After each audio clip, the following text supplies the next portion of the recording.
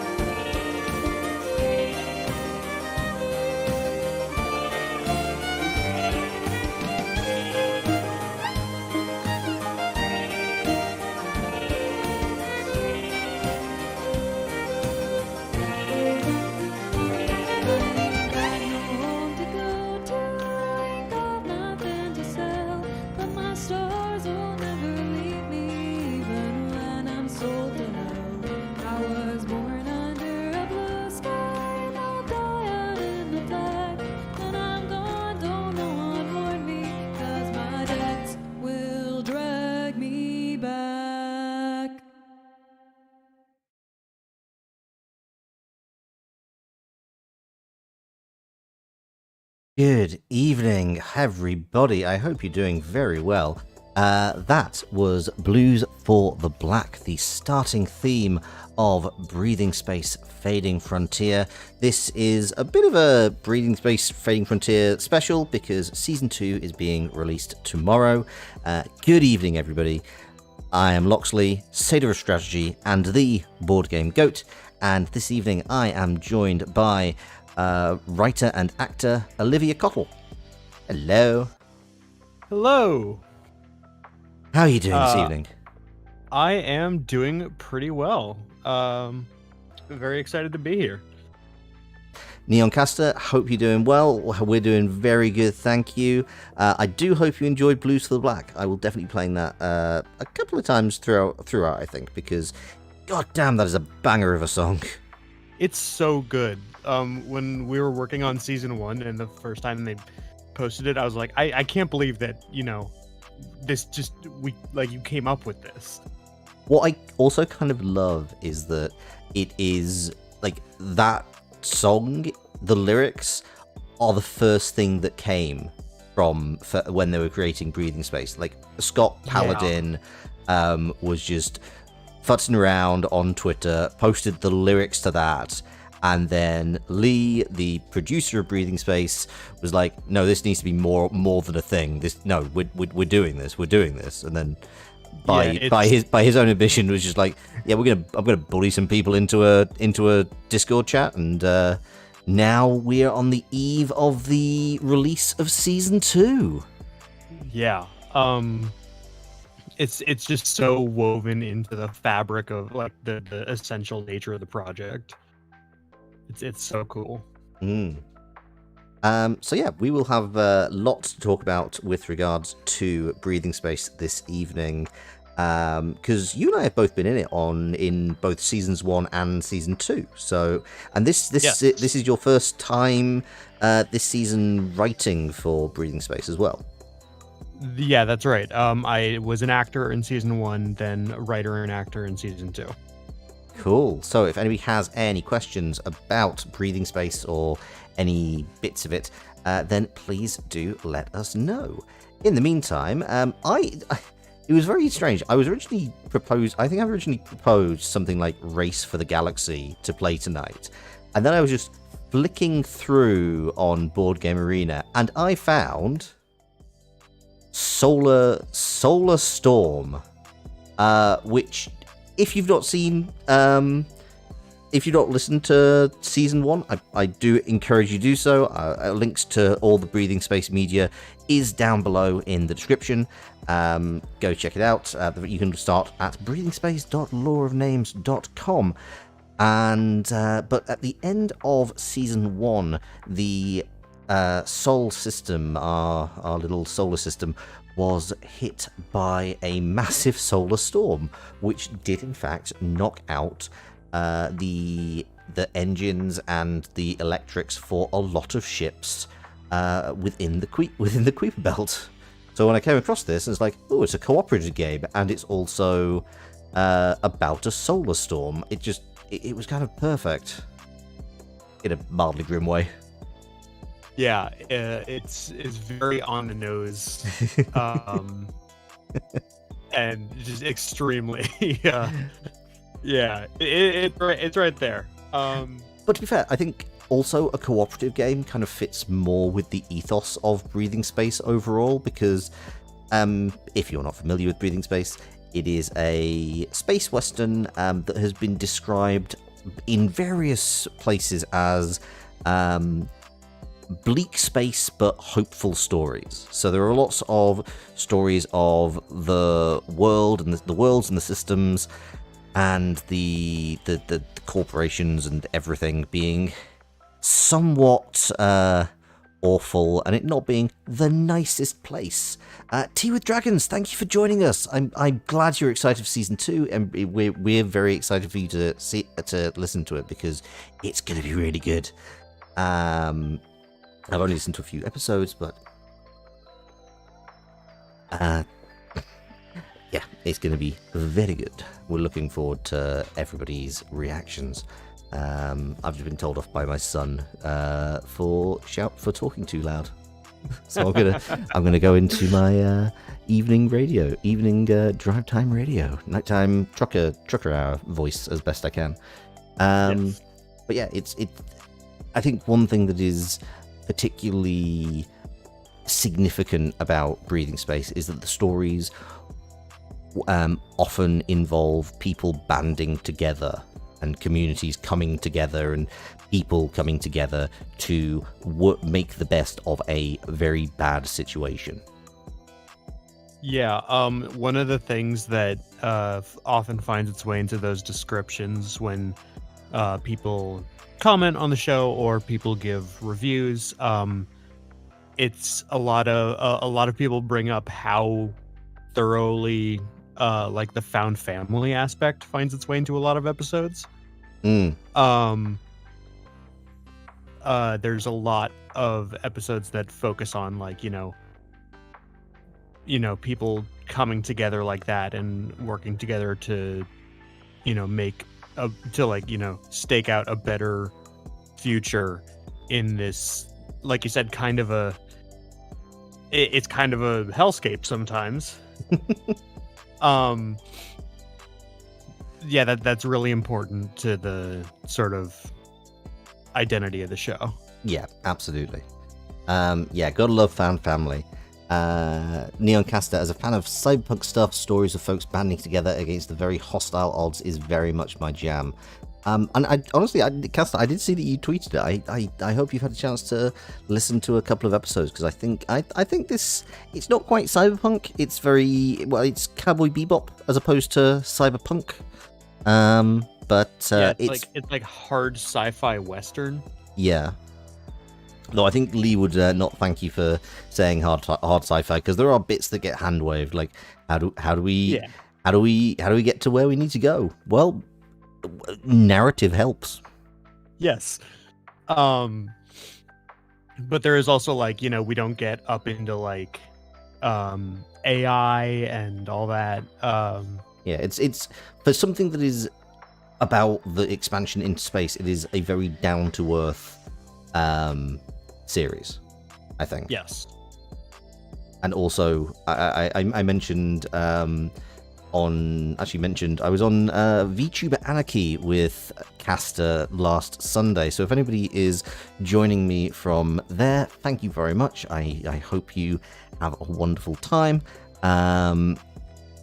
But I did mention how one of the most the kind of most bleakly amusing things of the cast Discord has been Lee's continued attempt to make the space version of Amazon more evil than real Amazon, and they just keep blowing him out of the water. it's it has come up on multiple occasions when Lee writes something for Yukon, which is the breathing space version.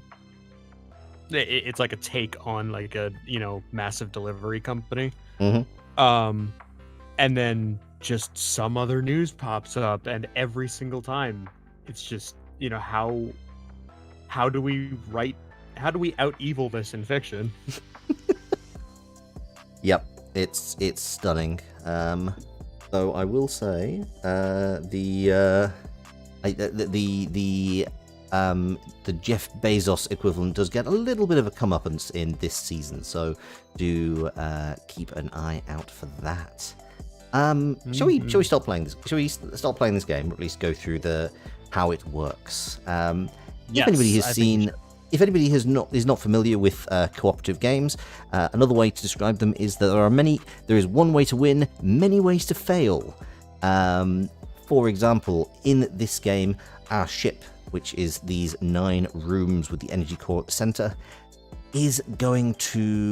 will explode if we don't repair it. So basically anything that doesn't have a little orange cube on it, so in the engine room, the mess hall, and the crew quarters, they do not have cubes on the top row, so we need to fix them using the cards in our hand. If at any point the resource cards run out, we lose the game. If at any point there is a room takes damage and it already has lost all 3 of its cubes, we lose the game. If we get to the bottom of the damage cards deck, we will start running, just rolling dice to find out how many resources just fly out into space, which, guess what, will just cause us to lose the game even faster. How do we win the game? We need to repair all of the systems and then divert their power into the energy core. Once we've done that, we will be able to survive the solar storm and run. Yes, desperately putting out fires as Pandemic. It is, to be honest, this game has we'll probably get a lot of comparisons to Pandemic except I think it's the one thing that I think is kind of nice is it's kind of a bit more of a small box game. I mean, it's basically just cards. I think if you were to get an actual copy of it in store, I think the only thing you get beside the cards is the cubes. So yeah, it's kind of a nice. Oh, and the meeples, the little running meeples. Yeah, we've got a few actions we can take. Each room also has its own action, but we'll kind of come to those as we go. Oh, and unlike Pandemic, you can say, actually, I'm a stop, and you can then take an action token to do more things later down the line, which I think is kind of cool. Yeah, that definitely seemed like a welcome addition. Yes. So what do we have? So I have in my hand, I have 2 metal, 1 nanobots, and an energy. So I can immediately see that I could jump straight over into the armory and divert the power there immediately. Yeah. Or I can go to the mess hall and repair that, or I could go to the cargo hall and repair that. Now, I think having... yep. If I'm not mistaken, rooms that you've diverted energy from are easier to repair, right? That is true. So yeah, much like Pandemic, once you've got the cure for something, or you've repaired a room completely and diverted the power, you then only need 1 card to repair everything. Oh, hello, we have Scott Paladin in the chat. Hello, Scott. It's a very unfortunate your break is over and you've got to head out. But just before you go, I was going to say that I think we'll trade off and let chat choose some ship names, and Olivia can choose a ship name. But today, because this is our first game, I felt that the only and due to an ongoing in-joke amongst the cast, I felt the only appropriate name for this first ship was the Scott Paladin. I do like that. I do like that. Yes. For those of you who are not aware, Scott Paladin is our producer, a director, an editor, an actor, and our credits guy. And also, anytime he plays a character, that character does not have long to live. He is the Sean Bean of Breathing Space, Fading Frontier.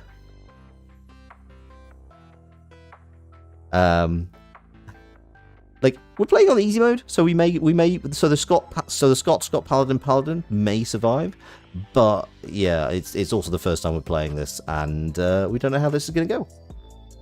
Yes. So, from what I am hearing, Olivia, you're suggesting that I should jump into the armory, divert the power, because then it's easier to repair going forward. It's one less plate to spin. Yes, I think it'd be good to do first, especially because the armory also has seems like a pretty good ability. Yeah, protection tokens is really good. Particularly if we can also repair the bridge, because then we can like dual wield the bridge to look at the next 3 damage cards, and the armory to place protection tokens. Okay, cool. Yeah, so that'll definitely help us start getting things under control a lot faster. Cool. So I'm going to move to the armory. I am then going to use my second action to divert power. So basically, I've paid the 3 things in the left side of the card, so metal, energy, and a nanobots. And now we have diverted power from the armory into the energy core. At the end of my turn, I'm going to get to choose 2 cards. So I think what I'm more likely to do right now is do the room action. The only thing I was going to say, I could stop the repair center from getting any damage, but at the same time, I'm not going to be able to have the 3 things I need to divert from the repair center. So I might as well just... And everything else already has a single thing of damage. First round, I could just take an action token so I have more stuff to do next time. That might not be a bad idea. Because it occurs to me that because scavenging, you either take 1 resource card or 2 resource cards from the deck. So 1 from the face up or 2 from the face down. But that also, you don't want to scavenge too much because you have a max hand limit of 6, and also you will just go through the deck much quicker. And once those resource cards are out, we lose. We're out of luck. Yep. Okay, so I'm going to take an action token, and I get to pick resources. It doesn't really matter what I get, so I'm just going to take 2 from the top of the deck. Oh, that's nice. We got a universal that can be used as any other resource. Excellent. So Olivia. All right. So, I think what I want to do. So I get 3 actions, and you can only move up, down, left, or right. Yes, that's correct. Otherwise, movement would be really, really trivial. In this setup. Absolutely. So what I'm going to do is I'm going to move to the medical bay, I think. That makes a lot of sense. It's the most damaged. And I'm going to go ahead. I have the nanobots to repair that. Yep. So I'm going to do that. And then I think I'm going to move down to the bridge in order to be ready because I also have the nanobots for that, and we want to, kind of get that bridge armory duo going. Yeah, I think that's a really good idea. It also puts us on 2 separate sides of the ship, which is a shame if we want to start exchanging things, but I feel like gives us a lot of coverage of both sides of the ship. Yeah. So, I don't have metal, and I would need metal to divert from the bridge, so I'm going to take this metal. And the engine room takes a knock. That's okay. So we need some metal and some data up there. What in fact I might do, as I've got my action token, I might actually set up so that and set protection for the engine room. So I'm going to do the room action. I'm going to put protection on the engine room just to be on the safe side. Yep. I get to place 2. Okay, well, just in case it's going to hit the bridge, because then that just takes out the plan and makes it a bit more difficult to pull off. I'll also put it on the bridge. Yes. Then I am going to... I have a universal, so I could put that up in... In fact, yeah, I'm going to move up to the crew quarters. I'm going to repair using the universal as energy. And then... Yeah, I'm not going to use my action token. I'm just going to end my turn and get the nanobots resource card, because then I can divert power from the crew quarters. Yes. Sounds Not sure what. So the idea is we're getting all the energy from the rest of the ship. Not sure what energy you're getting from the crew quarters specifically. It's like you've not turned on you can't turn on the lamps anymore. Yeah. All that cool sci-fi, like the lens flare, comes from the crew quarters, actually. All right, so I'm gonna go ahead and I'm gonna repair the bridge. Now I don't know what the. Now I could try to scavenge for that, right? Yep. So if you scavenge, you roll a dice, and if you roll 1 or 2, you don't find anything. If you roll 3, 4, or 5, you find 1 card, or if you roll a 6, you get 2 cards. So that's 2/3 chance I get anything at all, and if I get anything at all, I'm going to get that data and repair that bridge. That sounds, yeah, makes perfect sense. All right, we got a all 4, you need. so I'm going to pull that data, and we're going to. Yeah, Neoncaster says the crew quarters are providing nap energy. And it's like, yeah, that tracks. Yes. And we're going to divert.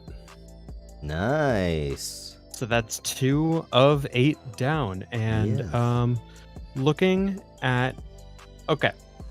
So we are being cooperative here. That cargo hold is getting a little low and is unprotected. So I'm going to pull this metal. So hopefully next turn I can hop over there and do something about it. That makes perfect sense. The crew quarters received damage. That's really annoying, actually. Okay, fine. I guess I'm gonna have to scavenge just so I can get that battery. Okay. Pray for luck. Yep. Roll the dice. Hey, okay, one. That's fine. That's all we need. Fours. That's all we need.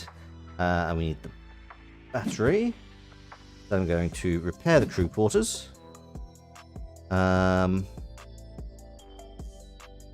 Unfortunately, the crew quarters is not the best option we have, because I can just move your meeple to you, or I can move my meeple to you.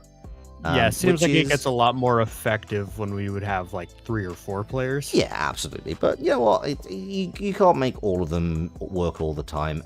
But we can divert the crew quarter energy, and then I'm going to use my action token just to move over to the mess hall, because much like the cargo hold, the engine room is also looking a bit dicey. Yes. I like that we're doing this like we're like rotating around in parallel. Yeah. I mean, let's see how well it works. Yeah. But yeah, I think kind of having a little bit distance right now where we can both like look at different parts of the ship is probably good. So I definitely need data, but I also have an empty hand, so I'm just going to pick 2 straight from the top of the deck. Okay, repair sense took a knock. That's not so bad. Yeah, I didn't take anything. I didn't really get anything that I need for the engine room, sadly. Yeah. But over to you.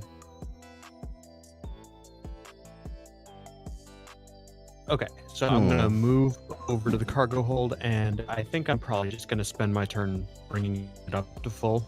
That makes perfect sense. And then, yeah, I guess if you were to draw 2 from the resource cards, you've got a chance to draw some metal. Yeah. Hey. Hey. Yeah, 2 metal, in fact. Yeah. All right. And armor took a hit. Armory took a hit. Okay, that's fine. Like. Yeah, that's diverted, so we don't have to worry about it as much. Yes, and also if you kind of start to, if we're kind of going in the anti-clockwise way it currently looks like we're moving in, then it makes, I think we're doing okay. Yeah. Okay, I'm gonna move to the engine room. I'm going to scavenge. Okay, 5, roll the dice, that's fine. Because I'm just gonna repair using data just to like make sure that engine room's not gonna get knocked any further out of kilter. Makes sense to me. I could have fixed the mess hall fully, but then I don't have anything to actually get rid of it. And then I'll draw 2 cards, which is energy and a universal. Bridge takes knock. That universal. Okay.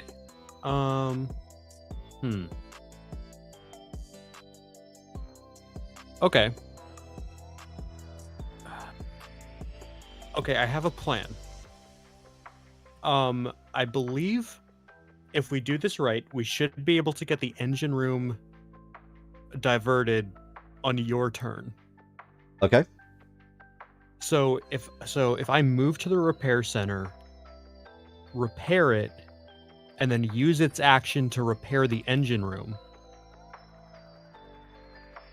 Ooh. So that it's at full. Yes, that is definitely a thing you can do. Scavenge, hope to grab that metal, and use the universal and your nanobots to divert. That's true, but I wouldn't. Yeah, so I need to get that metal. One other thing, though, do want to look at what we currently need, because the cargo hold. Because I think the repair center, doing that on the repair center is a really good idea, but I also think the cargo hold has a lot of opportunity right now. Yeah. I just don't really have a way of getting the nanobots or the data right now. No, but you can. You're not able. You're able to use. It's the cargo hold's already fully repaired, so you can. Oh, okay. You can just do the room action. Okay. Yeah.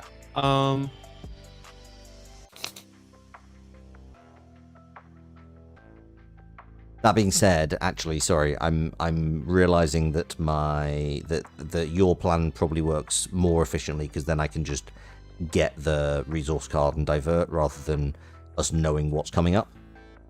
Right. Yeah, I think your plan is better. Okay. Now that I've talked it and out. I'm still in the vicinity of the cargo hold, so we can. That's very true. In fact, that whole bottom right corner is hella powerful for just making sure we know what's going on. Yeah. All right. So I'm gonna roll on this plan and repair. And I'm going to room action.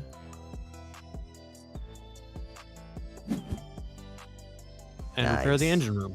Now, as long as the engine room doesn't take a knock between turns. Also, at some point, the damage cards, which you can see up here, will start adding additional damage. So it starts off with like 1 room gets damaged each time, then it builds up to 2 rooms get damaged each time, and then it goes to 3 rooms each time. Yeah, this is 8 damage cards with 1 room. What turn number are we on? I'm genuinely unsure. Oh, we better be getting close to that. Oh, we must be. Yeah, I have no idea. Uh-oh. Okay.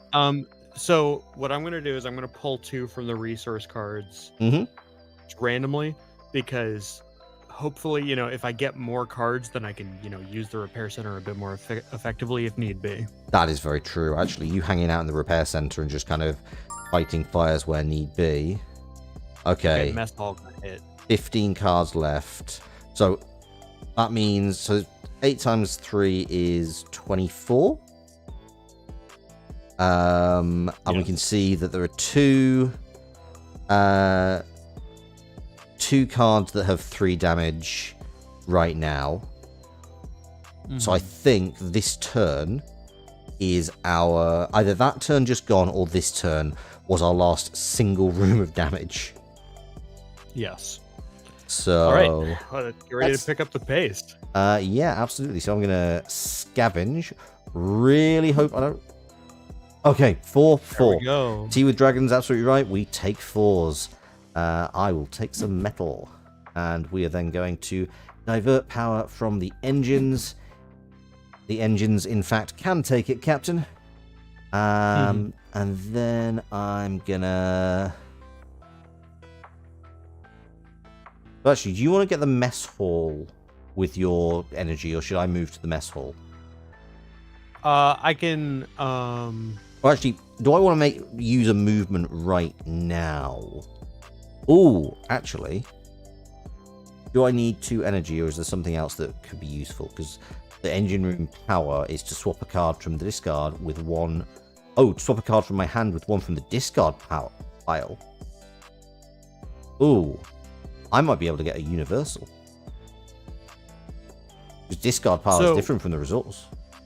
So the thing is, I can divert the repair center if I can pull that nanobots next turn. Ah, okay. Yeah, that's fair.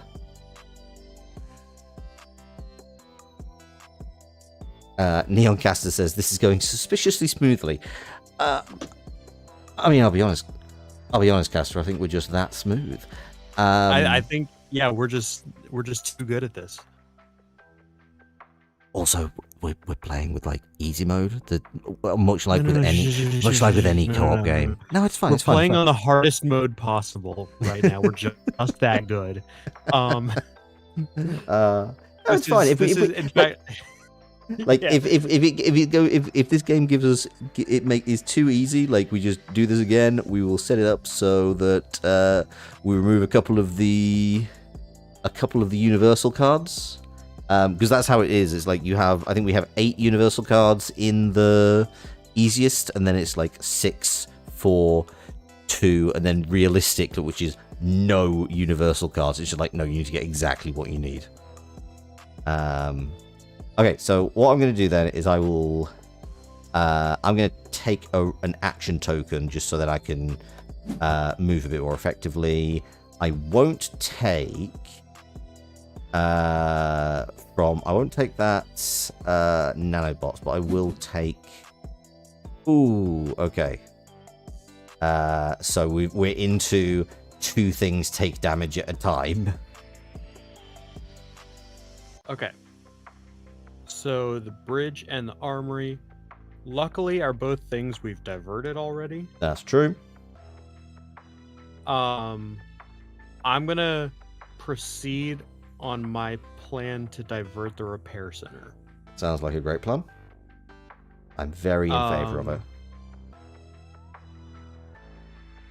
So that means I scavenge. Yep. Roll a 5. Take a 5. And I need the nanobots there. This dice is way too nice to us. It's like we're going to make this harder. It's like 1, 1, 2, 1, 1. Okay, and then I think now that we're getting into these double ups, I'm gonna move up to the armory in anticipation to repair it and then start laying down some protection tokens. I think that's a great idea. Yeah, I think if you can bounce between the repair center and the armory, I'll do my best to so I can clear out the mess hall. Med bay is going to be a bit difficult. Oh wow, we definitely need to have some form of protection on the bridge. Can you? Okay, so I can move. Yes, I can move 2 and spend a card to fully repair the bridge. But that would be like the whole turn if you don't spend your token. I've still, yeah, it's true, but like, it's, we need to make sure that the bridge is not going to get hit again. And you can't protect it right now. Right, the repair center can't do that either. Can't. From the way I understand the card, the repair center only ever fixes one space. Well, to be honest, we would have to test, but I suspect, in much the same way that, the kind of repair a damaged room by 1 space on the repair track. I mean, by definition, 1 space on the repair track when it's got power diverted also completely repairs it. So, like, there's probably some nuance in the rule book which covers that, but we'll have to check. I'm gonna move down. Okay, yeah. I did look real quick. In fact, that is how the repair center works. You can repair fully for diverted rooms. I thought that made sense. Okay, that makes the repair center really, really powerful. Wow. Yeah, OP. Not going to complain. Right, we're going to pen some energy to fully repair the bridge. Ooh. You know what we can do? Because I've got my action token. Look at the next 3 damage cards, put them back in any order. Yeah, we got that armory bridge combo. Let's go. Yay. So, use the action token. We're going to use the room action. Haha. Right, so the next things, okay, so the bridge was not in any of these, which is good anyway. But what we have, the mess hall was well, I think the engine room and the medical bay were next. Then the armory and the mess hall. In fact, the engine room was going to get hit twice. Which is fine, because we can fully repair it. But yeah, I don't really want the mess hall to get hit. I'm okay with, like, the engine room and the medical bay getting hit next, because I'm in a position to fix the medical bay. Right, and the engine room's easy to fix because it's diverted. Yeah, so I'm going to say engine room and med bay. And then, this the one you're saying hits at the end of your turn, right? Yeah, so that's the one that's going to hit next, is the engine room med bay. Then I think engine room repair center, because they're both diverted, and we're both kind of near them, so easy enough to sort out. And then armory mess hall, because by that time we can put some protection on it. I can start making my way around there. So we've got 2 turns until the armory and the mess hall get hit.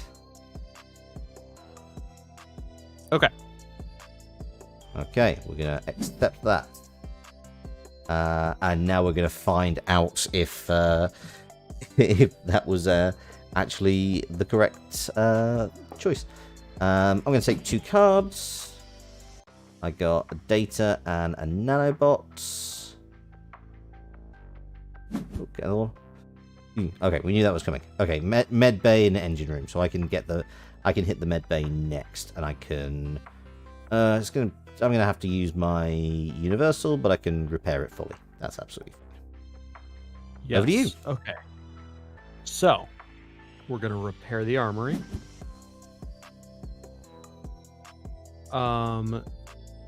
So the engine room and repair center are getting hit next. That's fine. Yes, that's I'm correct. gonna use the room action.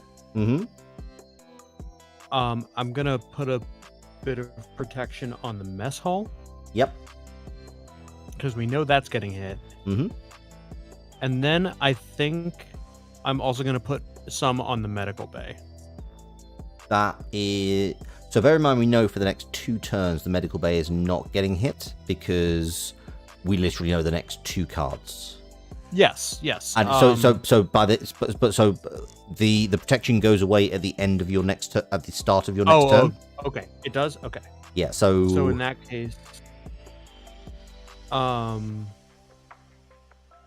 actually, start of your next turn. oops, shit. I clicked again accidentally. You put mess hall twice. Okay. Okay. Oh well, I mean mess hall was the biggest priority. Yeah, mess hall's safe. Yeah, it's all good. But I think I should scavenge because I've got nothing. Yes, in my that hand. is a very good plan. I am all for that. Ooh.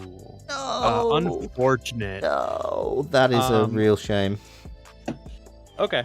Well, what can you do? In that case, I'm going to double up on pulling from the resource deck just because I need anything in my hand. Yep. Makes perfect sense. Okay, so engine room, we knew that was going to happen. So I'm going to move to the medical bay. I'm going to repair with a nanobots. I'm going to repair with a universal acting as metal. And oh, and that's all I can do. Right, so that makes perfect sense. I'm just going to grab that energy from the resource cards because I knew that I needed to get the med bay. I can clear off the med bay next turn. And that was the mess hall getting struck because it had the protection on it. It didn't take any extra damage. Okay. So now we are, I believe, at the end of the damage cards we knew about. That is correct. Okay. So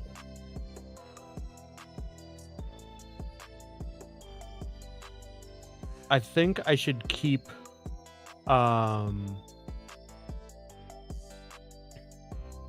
so you'll be able to divert the medical bay next turn. That is correct, assuming it doesn't take a hit. In that case, I can do something about that. That's a very good point. So we want to make sure that happens. So I'm gonna repair the room. Use the room action, put one on the medical bay. And then I'm also gonna put one on the mess hall just in case. Yeah, I think that's a very good idea. And actually, okay, so I'm torn between scavenging just to get my, hand up. Yep. Or using the room action again to cover the engine room and the cargo hold. You know what? That's probably not a bad shout. I'm gonna play defensive. I'm gonna cover engine room, cargo hold. Yeah, that's. I mean, honestly, that's probably not a terrible play. Like it gives us a little bit of time. I mean, that being said, 10 damage cards left. We need to make a move. Yes. We are. But yeah, you didn't have the cards to do anything right now anyway. So. Yeah. And then what I'm gonna do is I'm gonna pull this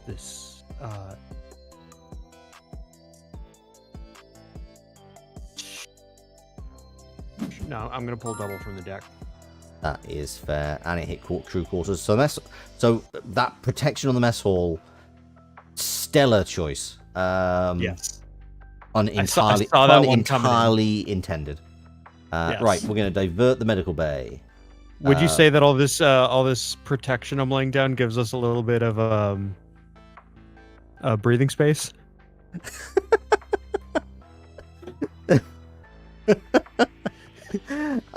Get off my show.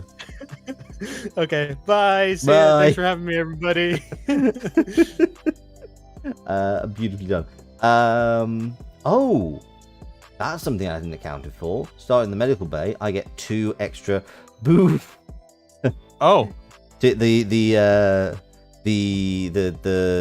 chat is saying boo earns apparently. Yeah, I hadn't accounted for the fact that I was going to get 2 extra tokens because I started in the med bay. Very useful. I think it makes sense for me to go to the mess hall, maybe take a scavenge action just to try and get something, and then because if you get, I'll move here. If you get the double up scavenge, I mean, at the very least, if I get 1 scavenge, I can get that the energy and play it to repair the mess hall. Yes. Use an action token to scavenge. Roll the dice. You know what? 3, it's enough. Use an action token to repair. Spend the energy. We're in a little bit of a better position. Yes. And I must pick resources. That universal looks really good, but honestly, I feel... No, I'll grab the universal. Like, I can always try and scavenge some additional stuff in a moment. Crew quarters took some damage, but the medical bay was protected. Nice. Okay. So, at this point, we need to divert from the cargo hold and the mess hall. Correct. Without any other room breaking, which the crew quarters and the engine room are at risk of. Yeah, but we could... But I'm also right next to the crew quarters of the engine room, so... And you're right next to the repair center, so... I feel... And also, they've already got power diverted, so I think we are in a position where... Even if both got hit, I could jump on one, you could jump on the other. Right. So I'm looking at it, and I think the move that I'm thinking about is to go down to the cargo hole and fix it, which would be my whole turn. But then I pull the data at the end of the turn, and that lets you immediately divert. Yeah, I think that's a really good idea. Okay. So I'm gonna hustle on down, sprinting through the repair center with all the flashing red lights, telling us how absolutely broken everything else is. We're gonna repair.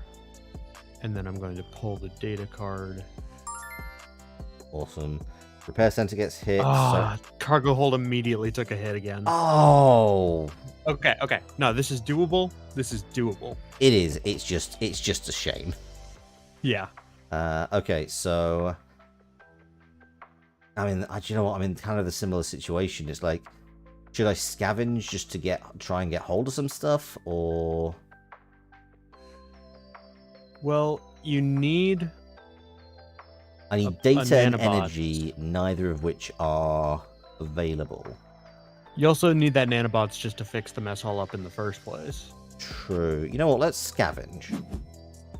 I get to pick one thing. I'm going to take that nanobot. Which also exposes that data, which is kind of what I need. So you know what? Let's repair. And I can't do... even if I repair right now, or even if I scavenge right now, I can't do everything. So actually, I'm going to take an action token. Good call. Actually, no. You know what I'm going to do? What are you going to do? Room action. I'm going to give a card. That universal. Beautiful. Because then you... Sorry, had a why am I angry moment. So you realize I hadn't changed my face back to how it should be. VTuber problems. And then I'll just take 2 from the resource tech, which is going to be metal and a universal. And of course, the mess hall gets immediately hit. But you know what? That's fine. We're not on the verge of anything yet. Okay. So, cargo hold's getting taken care of now. Yes. We're repairing with that universal. We are diverting power. Okay. Cool. So we now just need the mess hall. What would actually probably be the most helpful thing you could do Is use the cargo hold action? Yeah, exactly. I think so because I have the capacity to get the I can get the I've got the nanobots. I need data and energy. You need data and energy up top. Yeah. Okay. So I'm going to put the energy on top. Well, bear in mind you. So are you gonna draw from the what's available on the two cards? Because bear in mind you also have to do a draw. I have to draw at the end of the turn. Okay. But you could also draw from the face. So if you were to put the energy like third down, then you could draw 2 resource cards, and then I know the energy's on top of the next one. Okay. Here's my plan. So what I'm looking at is 2 data, 1 metal, 1 energy, 1 universal. Ooh. I'm gonna snag that universal for me because I can slip into the repair center next turn. Oh yeah, that's actually a really good idea. Ooh. And I'm also gonna snag that metal for me because a lot of rooms take metal. That's very true.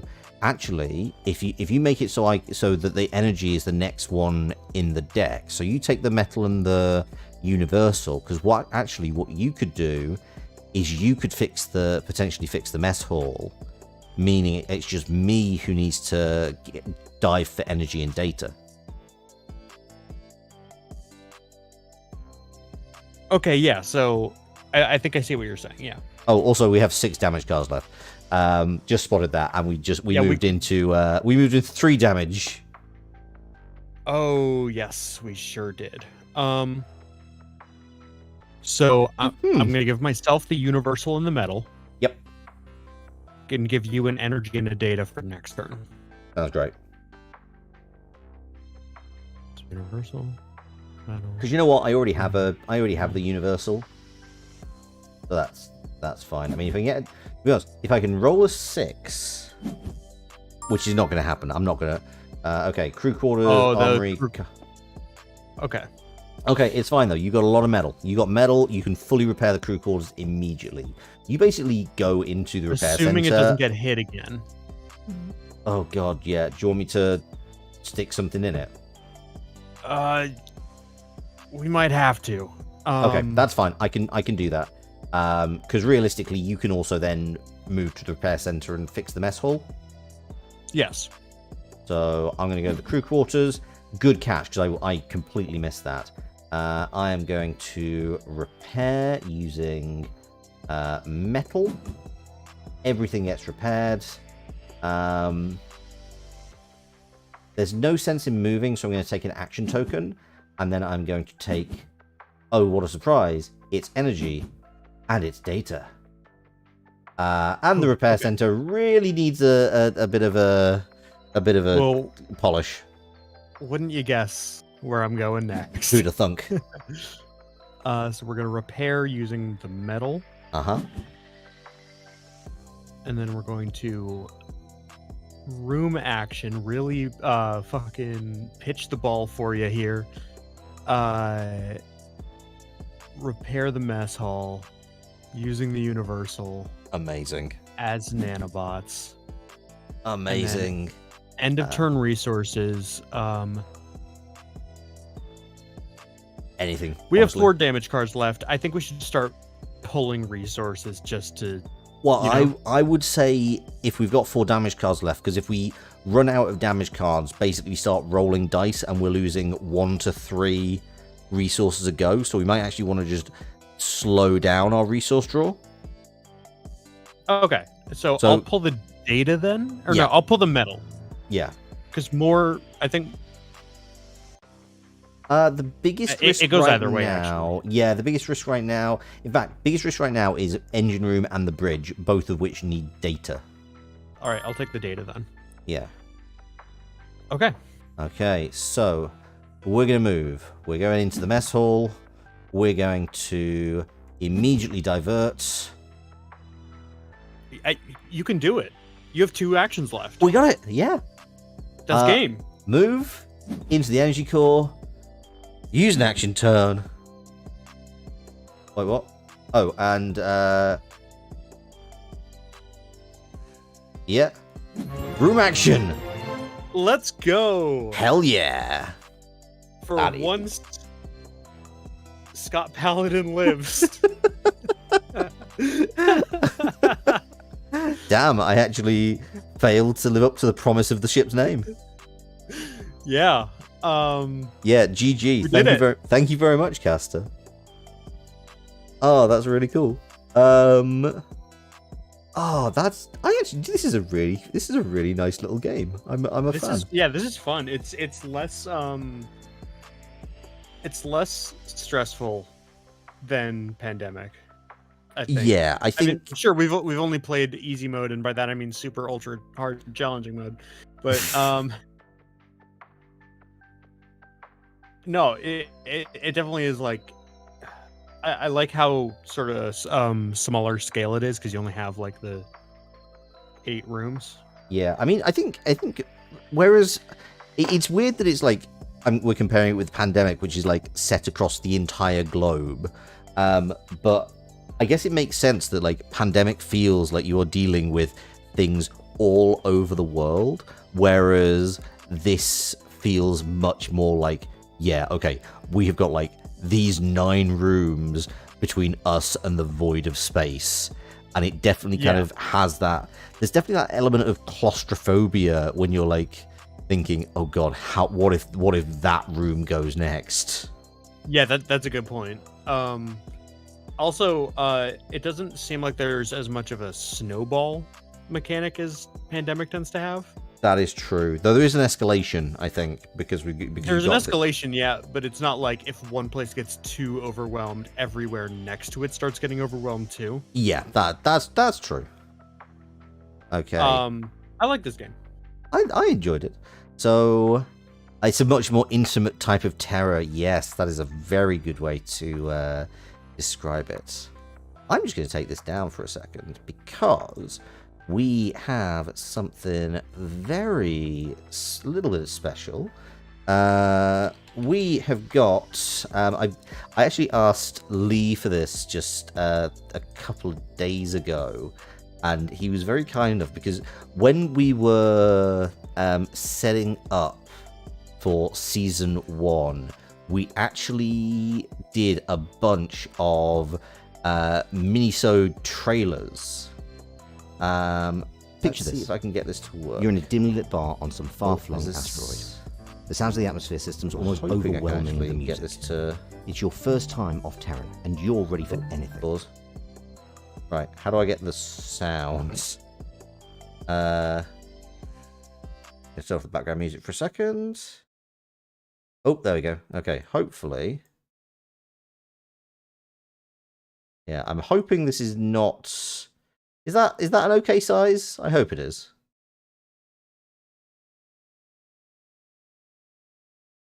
Yes, this is one of the... Wait, is this the one I meant to put in?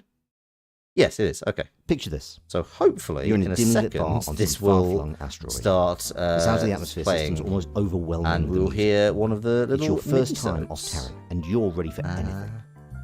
You've ordered a drink. Ethanol spirits mixed with a bioprinted flavouring agent. That's why. And settled yourself at the counter. Then, you see them. There, across the bar, the most attractive person you've ever seen. You can tell immediately they're a belter. You want to talk to them. You want to meet them. But how do you approach? What do you say? This book has the answer. Packed cover to cover with field-tested pickup lines sorted into convenient and useful categories, it is guaranteed to get you that vital first connection. For example, if you're feeling suave. Hey baby, are you in Galaxy? 'Cause you've got some serious looks. Are you wearing Orion's belt, or are you just a star all by yourself? Oh my stars. You're so attractive. Someone needs to rewrite the theory of gravity. Are you a comet? Because you've got one hell of a celestial body. If you're feeling sexy. Let's test out some terraforming in my bed. Are you I an forgot engine? I was in there. I got my eye on your thruster.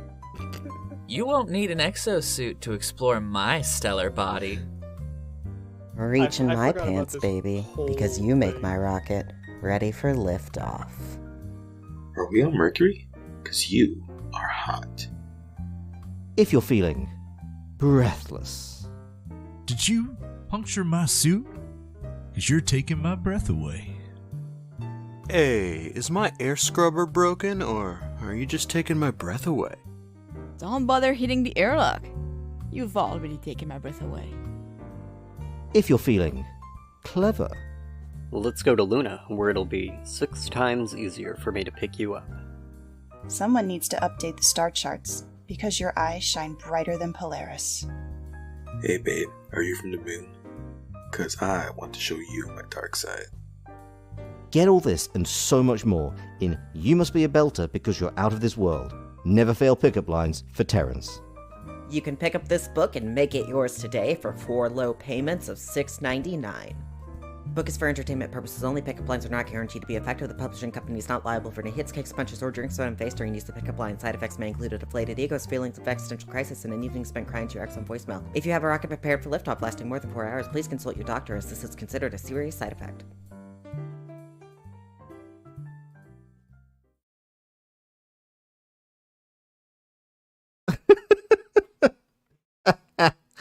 I'd forgotten about some of those. I especially love the breathless line, which is every single one is just, you just took my breath away.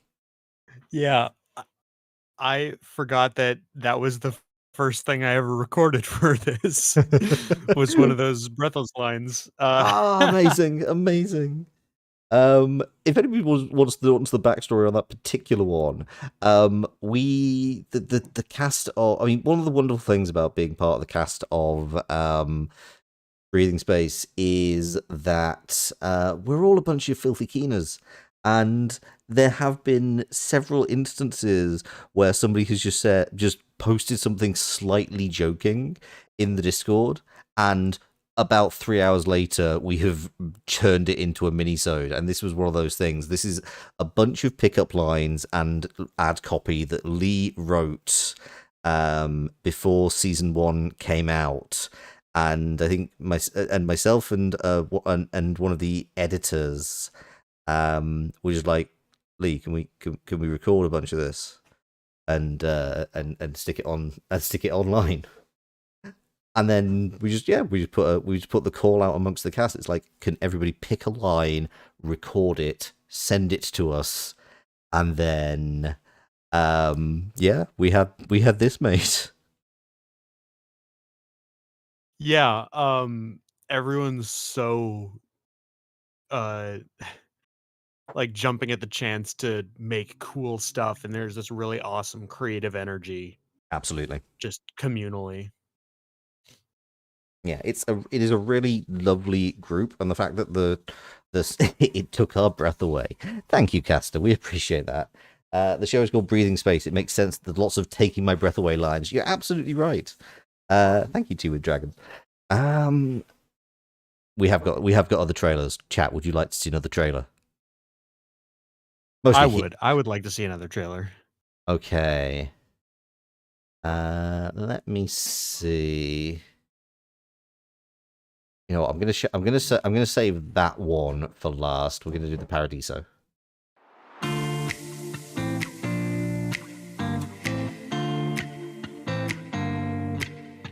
Is life on the ground getting you down? Are you feeling stuck in the mud? Then it's time to visit paradise. The Paradiso Orbital, an Omega Hotel Group hotel, is only a hop, skip, and a cloud jump away. This fully equipped, low-orbit, luxury satellite resort is made to indulge your every desire.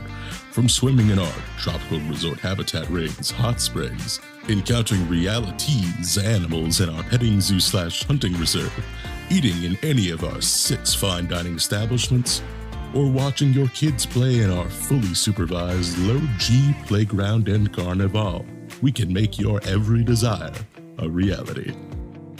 Book a room with standard Terran gravity, or experiment with any range of low to no G accommodations. Get a microasteroid dermabrasion treatment. indulge in the latest couture fashion on our promenade of shops. Or, for the more adventurous, there's Paradise After Dark, an adults-only world of indulgence letting you discover just how wild it gets at 1,000 kilometers. With flights leaving from most major spaceports, Paradiso offers packages ranging from weekend jaunts to months-long relaxations. So don't let Earthbound life ground you. Look up. Taste Paradise. Paradiso, your little slice of heaven in heaven. Paradiso is a privately owned orbital belonging to Omega Hotel Group, incorporated on Phobos, not subject to Terran law or governance. Guests take responsibility for their own health and safety and understand the fluctuations in the orbital's temperature, atmo power, and gravity may occur. Legal waivers required upon check-in. Terms and conditions may apply.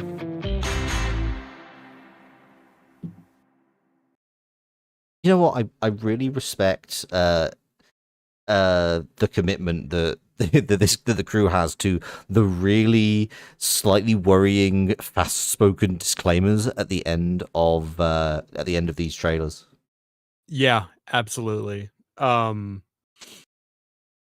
It's also great because we have like the cast is extensive because it is like, you know, an anthology, so there's a lot of people for a lot of parts. Mm-hmm. And so that kind of adds to this vibe where, you know, like, I mean, I don't have to talk to you about being in a lot of different places in the universe. That is true. That is Like- true. There are a lot of very similar British sounding people within the solar system of breathing space.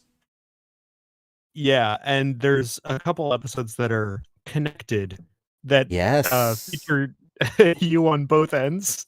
Yeah, that's kind of brilliant. I love that.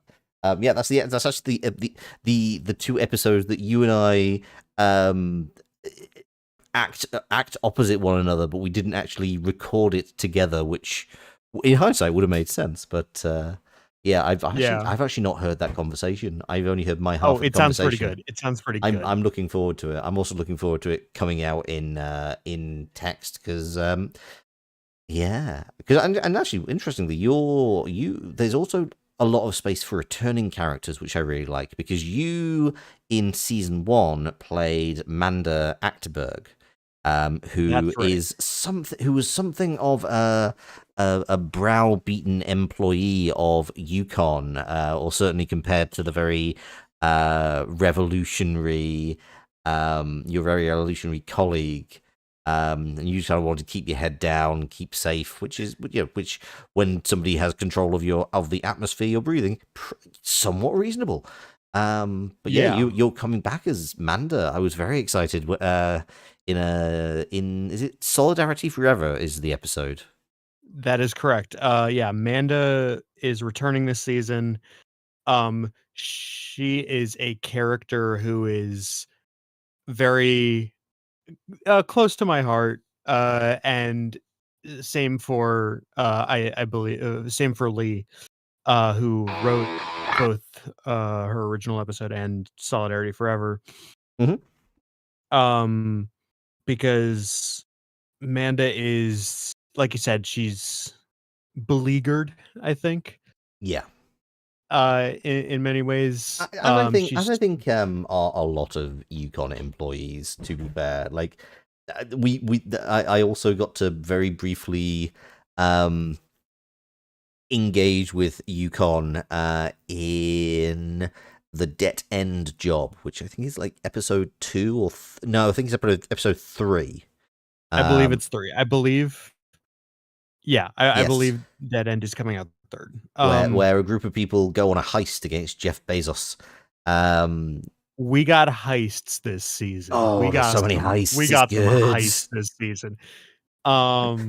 Actually, to be honest, this season is just that opening line from the Firefly movie Serenity. It's like, what are you guys doing? Oh, crime. Yeah, lots of crime going on. So the thing about Manda is she is this very like you said, kind of browbeaten employee who wants to keep her head down because it's safe for both her and everyone around her. Yeah. Who, as things get worse over the course of the Attention Associates episode, her original episode in season 1, and then when the solar storm hits at the end of season 1, basically pushes her into a sort of reluctant leadership role for employees of Yukon abandoned by the company. Yeah. I'm really looking forward to seeing how that looks, because I think this is also the interesting thing about the fact that it's an anthology series, is that I'm very aware of what happens in episodes that I'm in, because I got to read those scripts and I got to be in the recording sessions. But then you do get all of these other parts of the universe where it's just like, oh my god, I can't believe that happened. I recently listened to all of the season 1 over the course of a couple of days, just recently, and there are some proper really tense horror episodes. There's some absolutely hilarious episodes. I think which one is it? It's The Greatest Show Off Earth. It's just hilarious. And then you've got anything that involves the Peregrination, which just, oh, gotta love the I love the Perrys. Absolutely. They're a standout for a reason. I think you come in with that like, it is an anthology, so there's a lot of different things going on. You have, we have all these heists, but we do have some more horror on the way. We have some I know on my part we have some comedy on the way. I really want you to in fact, I'm going to play the final trailer that we have, and then I really want you to talk about the episode that you wrote for a couple of minutes, because that is wonderful. But yes, here is our final trailer.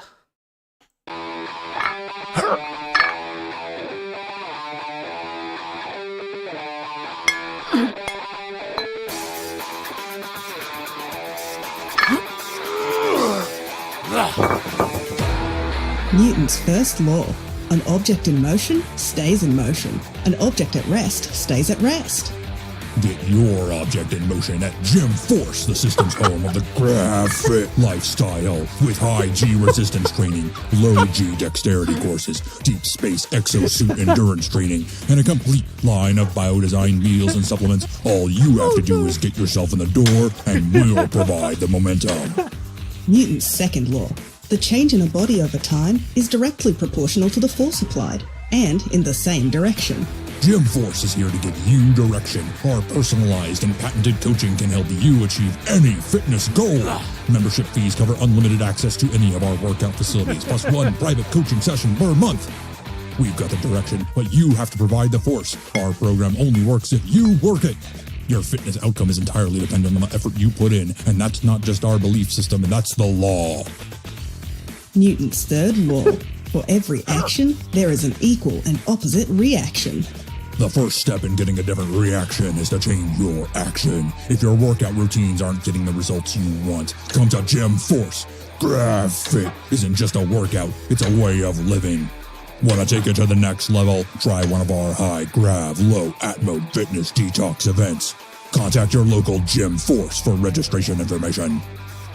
Newton's universal law. Fitness equals gains times mass and muscle divided by reps. Don't just get fit, get graphic. Sign up at any Gym Force location, Charlco, Deimos, Ganymede, Lunaris, and our newest facility, Terminal Station, or call us at Blue Line B46998. Gym Force is the official training sponsor of the Three Body Problem League Champion P to the G Derby team. I'm Ion Piledrive, captain of the 3-body problem, and I train at Gym Force. My team uses Grav Fit to stay rink ready.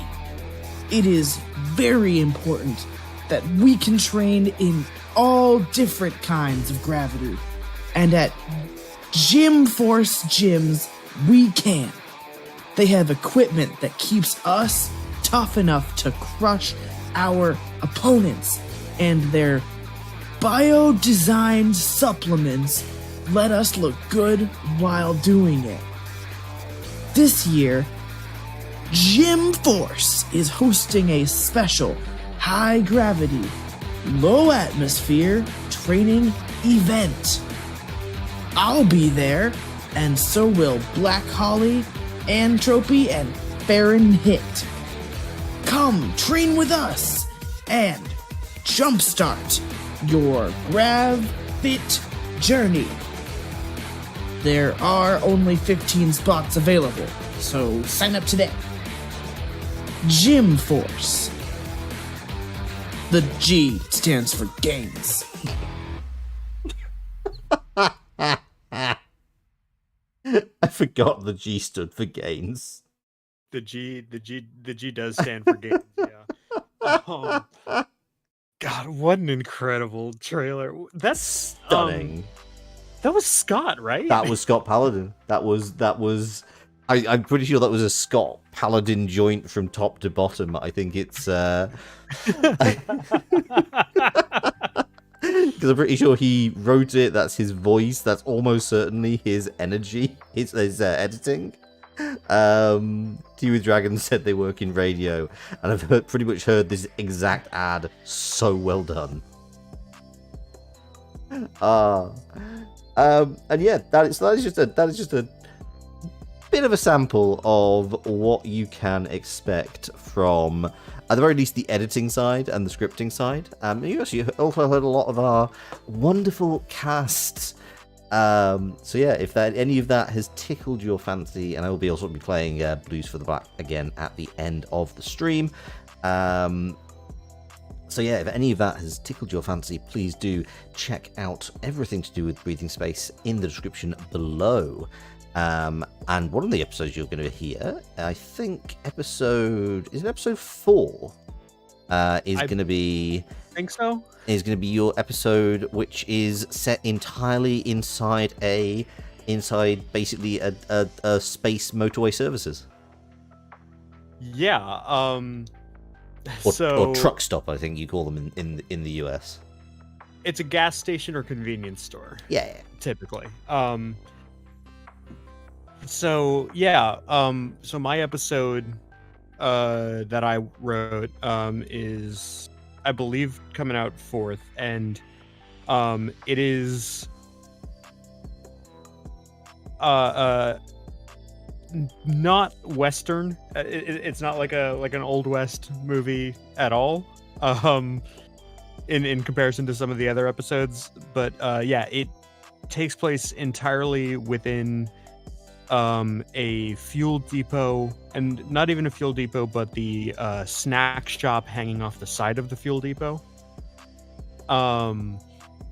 Based on my own experiences working in a convenience store on a highway a couple years ago.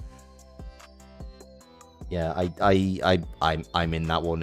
But like, having heard the range of characters that were in there, read it in the script, and like also the guy who's like center to it, Jerry, has just the nicest voice. He absolutely, like, so casting this episode was really, really hard, because like, so Jerry, you're right, Jerry's voice is super, super nice, and because the general gist of the episode is that these characters, you know, these customers come in and they interact with price, it was kind of like, okay, I have a bunch of different prices I could cast, I have a bunch of different people who would work in different ways off those voices, but like Jerry's voice just hits this super nice spot where it's like like really well enunciated. Hmm. In a very sort of dry way. That was very, very cool. But yeah, the episode's mostly comedy of this employee having to deal with all these customers because from my experience in retail, there's no such thing as a good customer. And that's very much the energy that goes into it.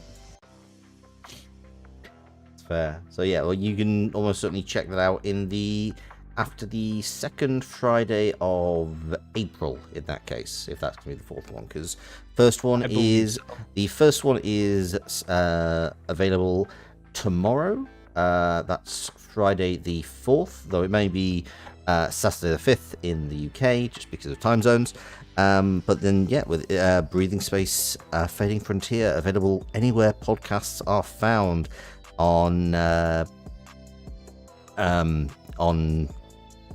Starts tomorrow and then is every first and third Friday of the month thereafter.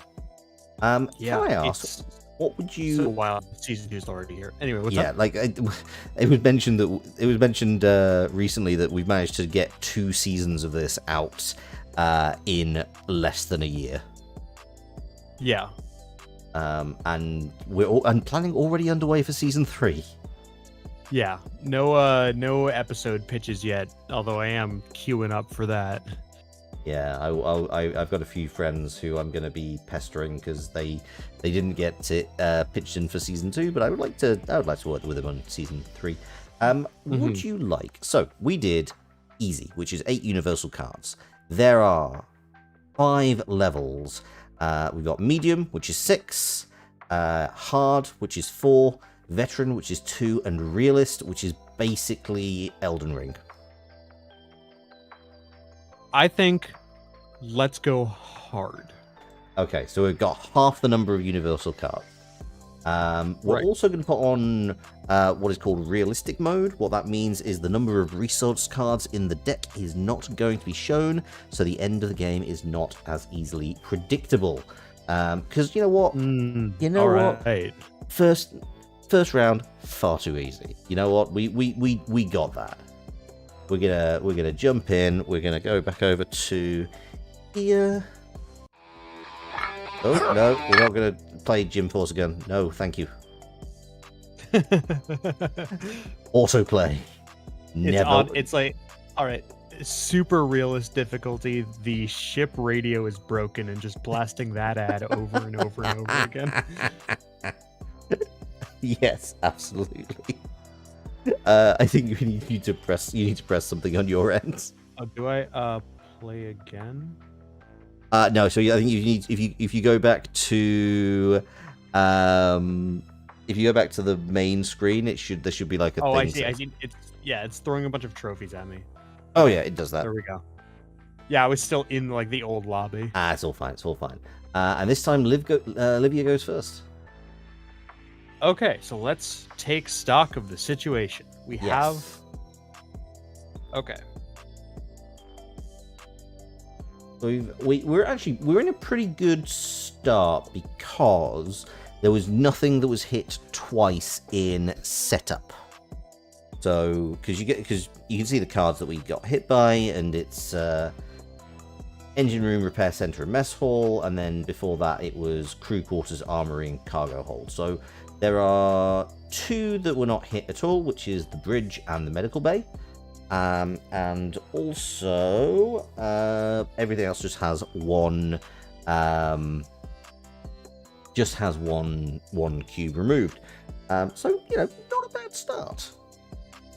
I'll tell you what, I think I'm gonna make a strong move opening here. Tell me more. I'm gonna sidestep over into the medical bay. Mm-hmm. And then I'm just gonna sit there. You know what? I'm gonna. Yep. Oh, go ahead. No, carry on. I think we're gonna do something very similar. really start stocking up action tokens so we can there we go. Sprint across our little ship. Which are we still crew members of the Scott Paladin? Do you know what if you have a name that you want to call the ship, or if chat has a name they want to call the ship, I am open to suggestions. I've not put that piece of text back on screen, but we can change things up. Well,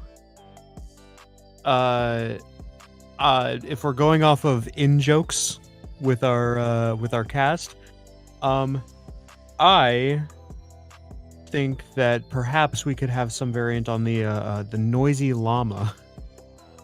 Do you know, it's very weird that I don't actually know that in-joke.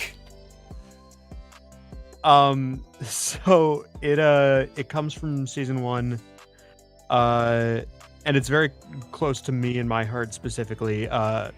The season 1 episode Wayfaring Strangers, which is episode 6. Okay, yeah. In which I played a no-go named Star Freighter. Uh-huh. And at one point in the episode when Star is being accosted by a gangster named Red Janie. Yes, I remember this now. Oh, right, yes, I remember. Breaks open the locks on a llama pen and gets them to rush her. Oh God, yes, I remember that now. You're getting no context for this. No, we don't give chat any more context. They want to know what happens. They have to go and listen to the episode. It's Yes. Wayfaring Strangers. It is 3 short episodes around the various itinerant workers of the system. That's a genuinely wonderful episode. Yeah, I think that's, yes. I mean, it's really hard to choose a favorite. Like, I think Rat Among Falcons is probably my full-on favorite of season 1, but I do remember a good pick. I think Objects in Motion is up there for me. Objects in... I'm now trying to remember that, because the thing is, you don't actually hear the titles until right at the end. So I'm trying to remember which one Objects in Motion was. That's the one with the Solar Scouts being stranded. Sorry, yes. No, that is such... Yes. Sorry, that is genuinely a wonderful episode. Solar Scouts, trapped on a ship floating through space. Oh, so good, so good. Lot of hits. That audience, is very I true. invite you to listen through and find your own. Yep, absolutely. Anyway, I'm gonna hop over to the medical bay. That sounds like a great plan. And I'm gonna take action tokens. Uh-huh.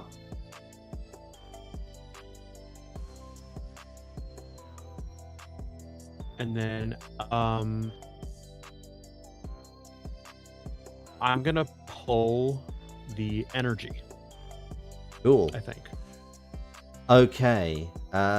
So I take it your plan is to divert from the medical bay at the start of the next turn.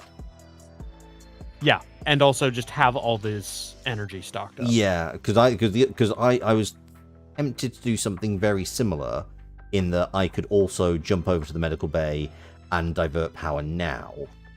But I'm also now conscious of the fact the mess hall just got hit.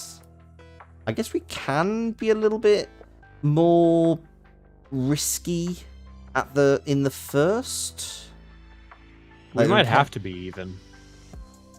So you think it's worth me jumping over to the medical bay, diverting power, and then having a few extra tokens for next round? Yeah, to get us back into that split up running around. Okay, let's give this a shot. Let's see how this strategy plays out. So I'm going to go to the medical bay. I'm going to divert. I'm going to take an action token, and then I'm just going to take 2 from the top of the deck. The armory takes a knock. That is workable. So you have potentially 7 actions that you can take this round. Yeah, I've been sitting in here. I've been restful. I've been, I'm all medical bayed up. Medical bayed up to the eyeballs. Yes. So, looking at options. I could divert the cargo hold right now. Mm-hmm. I could also divert the engine room right now. You could, yes. I honestly think either of those is a good call. Cargo hold puts you in the direction of the mess hall, which is taking some damage. Engine room puts you in the direction of the armory, which is taking some damage. I might do you one better. I think I could do the bridge right now. Oh. I could hop up over and then get it because I have that universal. That's true. And I think I want to do that just so we have the bridge at the ready. Uh-huh. So I'm gonna go up and go over and divert. So you got 4 action tokens left if you so choose. Do you want to I might want to hold on to those. That's a good... or I guess I can move into the mess hall. Well, what I'm thinking, rather than moving into the mess hall, do you want to use 1 token just for the room action of the bridge?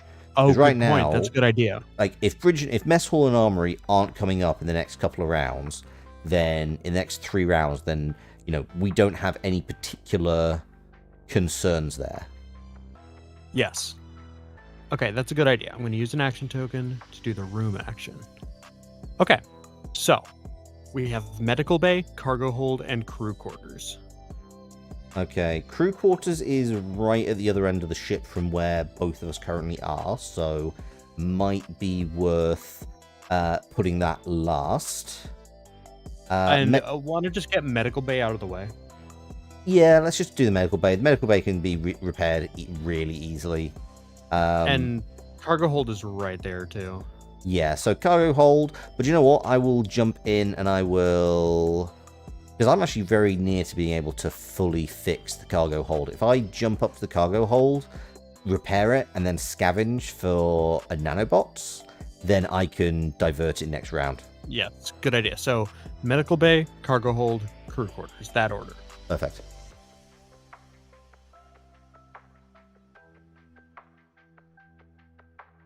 Okay, so... And I'm going to end my turn. That seems perfectly fair. You wanted those nanobots, right? I do want the nanobots, please, yes. Not like I need them. Yeah, I was going to say... I think you're set. I'm going to pull 2. I think that's a really good... That's a very good idea. So you get some data, and you got some nanobots anyway. I might be our nanotechnician here. Alright, medical bay took the hit. It did, though weirdly... Oh, wait, no. That doesn't make any sense. Why do I have one action token? It got damaged before you started. Oh! We didn't think about that. That is very fair, but that's also really frustrating. Caught us. They caught us out on that one. Yep. That's chat. That is hubris. That is hubris. We should have probably swapped cargo hold and but then I couldn't repair cargo hold straight away. So right, so I'm going to repair cargo hold. A scavenge. Oh no! Ooh. All right. Okay. We have a game here. Oh yeah, we started off cocky, and now we've got concerns. Let's see how this goes. I'm not going to use my action token then. I'm going to end my turn. I'm going to draw a resource card. Oh, yeah, we knew cargo hold was going to get hits. That's so crew quarters is getting hit next. Yes. We know that. Yes. After which we don't know anything. Right. Unless you want to do the thing again. And I would be able to stall crew quarters out again because I could switch it around. You absolutely could. I don't think there's any harm in doing that. I mean, to be fair, you have got a lot more moves afterwards, so it's not... I don't even think it's necessarily a waste of a move. Okay. So we have bridge, engine room, and crew quarters. Uh-huh. Bridge, engine room, crew quarters. I think bridge is pretty safe to have hit. Yeah, that's absolutely fine. So we're gonna do that one first. I mean, we thought that. Then I'm we gonna thought, do. well, I mean, to be fair, we thought that with the medical bay. Yeah, but we don't get anything from starting in the bridge. That is very true. Very true. I'm gonna do bridge, engine room, crew quarters. Okay, that makes a lot of sense. And then I'm going to move into the repair center. Okay. So I can. Well, okay. Actually, I'm sorry. No, I think I think that's a very sensible idea. I'm going to add that I'm going to repair mess hall nanobots on the way there. Okay, yeah, that makes a lot of sense. That makes sense. Now you're down to a mere 3 actions left. No, I got 2 left because I wanted to do that. No, I know. I'm just yeah. Okay, and end turn. Draw a couple, I guess. Because try and find the metal. Oh, universal. Okay. Only 4 of them in the deck. It's a good way. It's a good thing to have. Right. And, I need to scavenge. I need to get super lucky. I did not get super lucky. Okay, I guess cargo hold is being put on hold for the time being. I'm going to move to the... Thank you. I'm going to move to the engine room. I'm going to use my action token. I'm going to repair the engine room. And then, assuming the engine room wasn't going to get hit in the next 2 turns, was it? No, it was. I think it's... No, wait, that was it getting hit. No, the bridge just got hit. Okay, then engine room...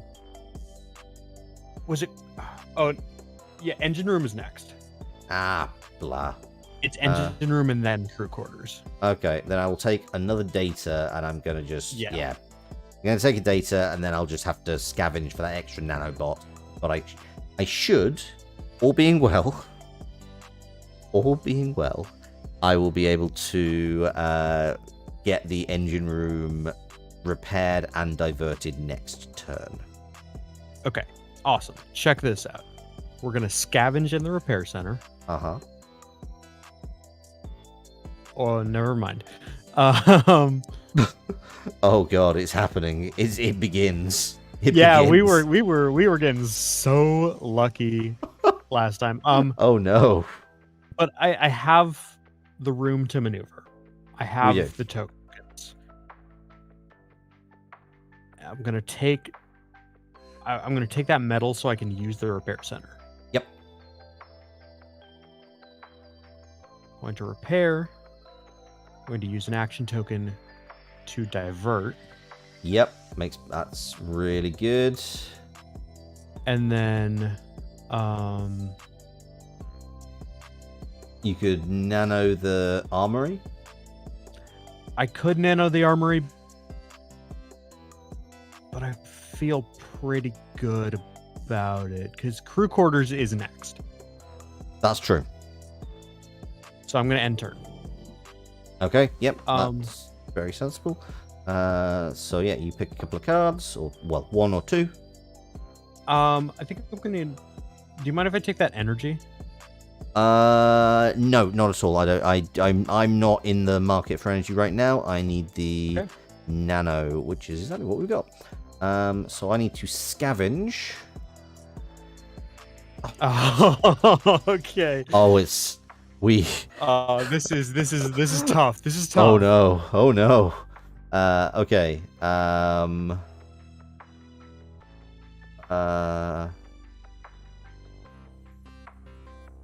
Okay, we can still do this. If I repair... Actually, it doesn't really matter. Oh, okay. I have a thing. If I use the engine room's room power, could I take that data from you in exchange for a metal? Do you take it from me?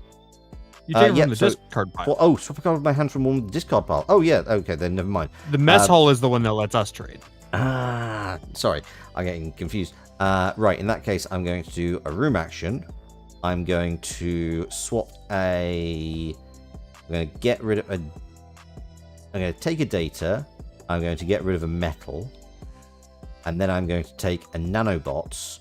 So now, even if at the end of your turn, the engine room gets hit again, I can immediately repair it and divert. Yes. Okay. And yes, you're right. I was thinking of the mess hall. That is a pain in the backside that the repair center just got hit.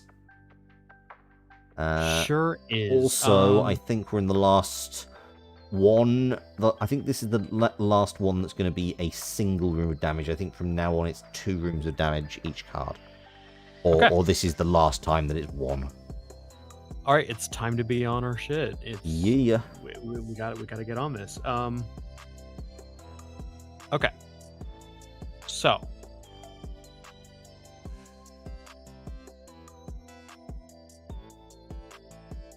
I'm going to move down.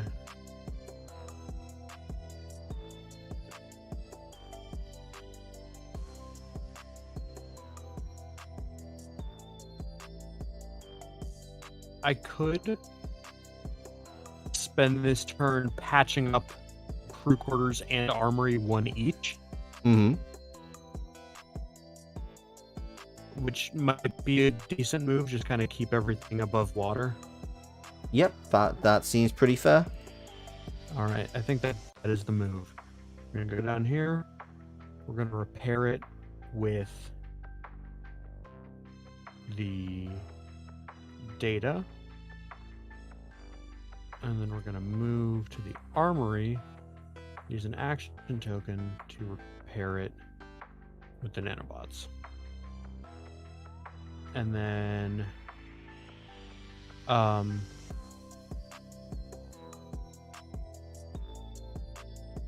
think I gotta pull 2. Yeah, you definitely do. Though it does worry me. It now occurs to me that actually, because so many things have required data, because obviously I just had a look in the discard pile. There was a lot of data in there. I was like, oh god, what if we run out of data? What if we just flat out run out of data cards? I guess the engine room just lets us. I guess the engine room just lets us swap stuff back out, but. Yeah, the good thing is that the room that requires the most data for, like, we could do an engine room mess hall combo. That's where true. You pull stuff out, I pull it over and use it, or like some combination of that. Yeah, that could definitely work. Okay, so the engine room did get hit along with the medical bay, but that's fine. I literally was within the realm of plans, so I can repair it immediately, divert the engine room. We are halfway there. Okay. Just gotta get the rest of the way. Yep. But the damage is going to come thicker and faster. I'm not going to do anything else because I can't take the room action, so I'm actually just going to take the action token. Because then I can probably start moving up towards the med bay. I will take 2 cards, which definitely feels like a good idea because now I can start to repair I can move up and start to repair the cargo hold. Bridge and cargo hold got hit. Yep.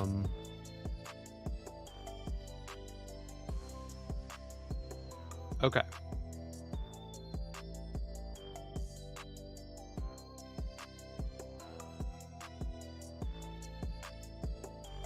So to be honest, if I'm in the top, if I can't kind of hold the top right, like 2 of the rooms in the top right are pretty easy because I can just spend a lot of things.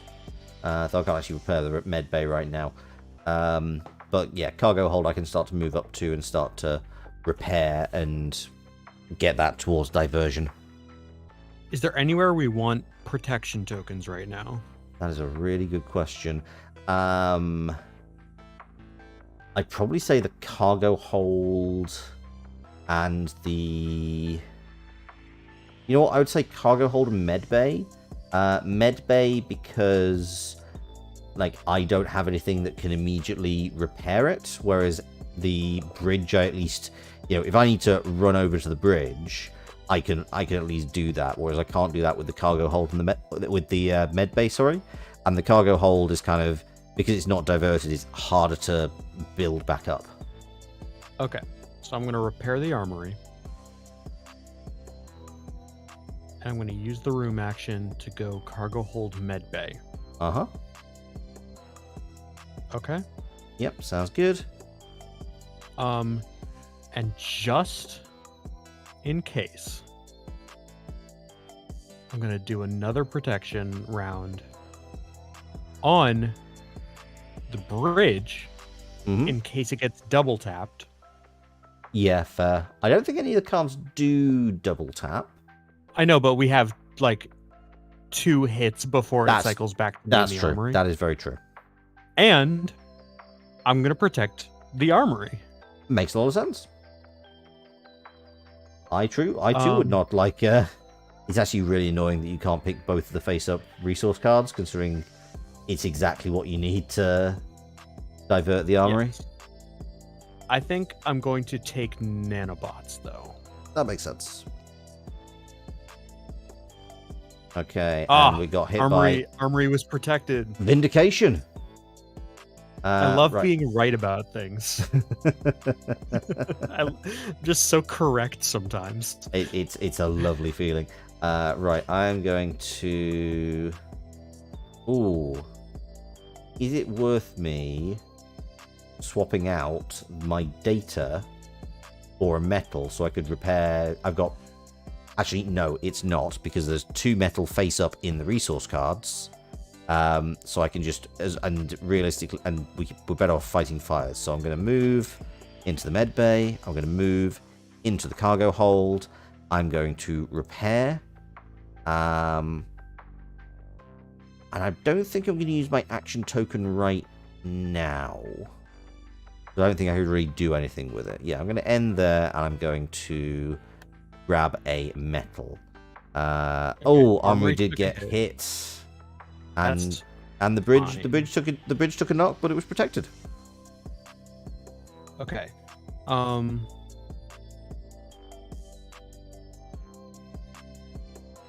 guess this is one of the things is like it. I definitely see the appeal of kind of staying near each other, because much like in Pandemic, you can actually trade if you're in the same room as somebody, notwithstanding the mess hall. But yeah, right now I could definitely see with just 2 of us. Yeah, it's difficult. Okay. Yeah, I suppose realistically, like if you had like this plays up to 4, you could basically have just 2, one person covering 2 rooms each. Yeah, and if you get a good like ship layout. Like, that being said, I guess that like complementary. That being said, I guess the balance there is that actually it's gonna be, right now it's I go you go I go you go, whereas if I'm like looking after the cargo hold and the bridge in a 4-player game, it's got to go to you, to player 3, to player 4, and then back to me. Point. That's a lot of damage cards. That is a lot of damage cards. Okay. I think I'm going to move to the engine room to dig some metal or data out of the trash. That seems like a good call. Also, also it's probably just worth you having a look in there and seeing like what have we jettisoned that like we might want to grab. Okay, so we have jettisoned 7 data. Okay, this is the thing. I don't actually know what the distribution of cards is. You carry on. I'm just going to have a quick look. So it's 64 resource cards to start, right? Possibly. That's I believe what it says.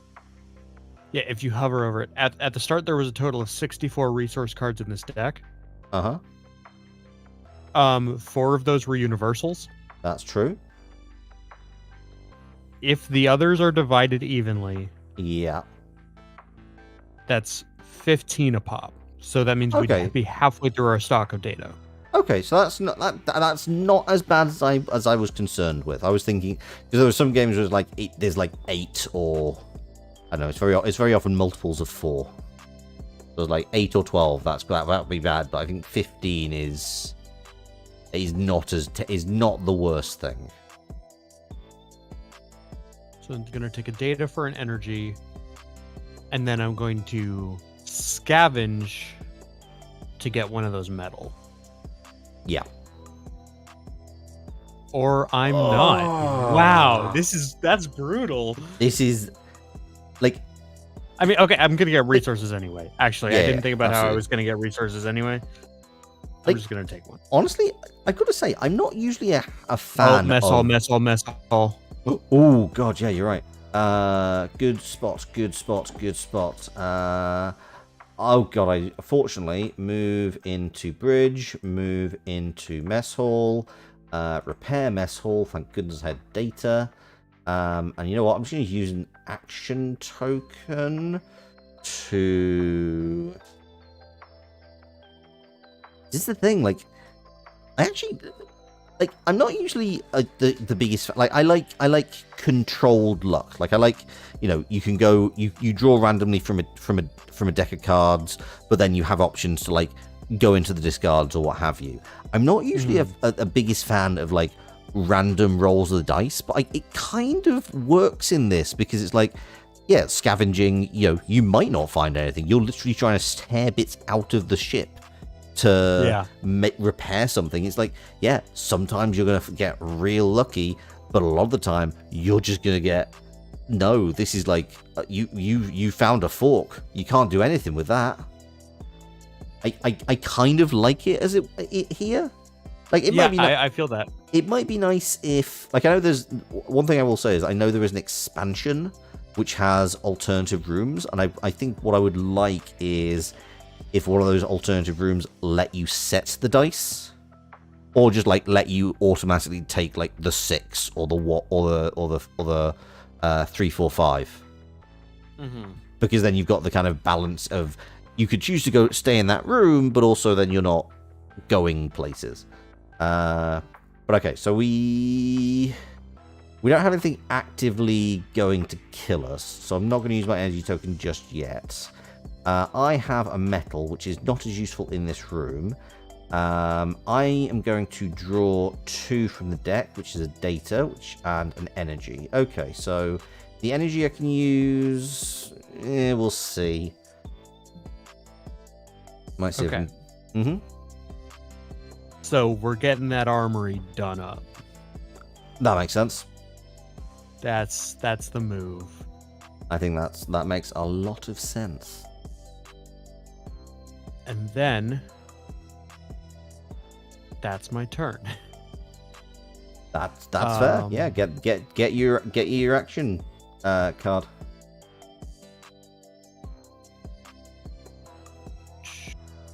Or your action token even.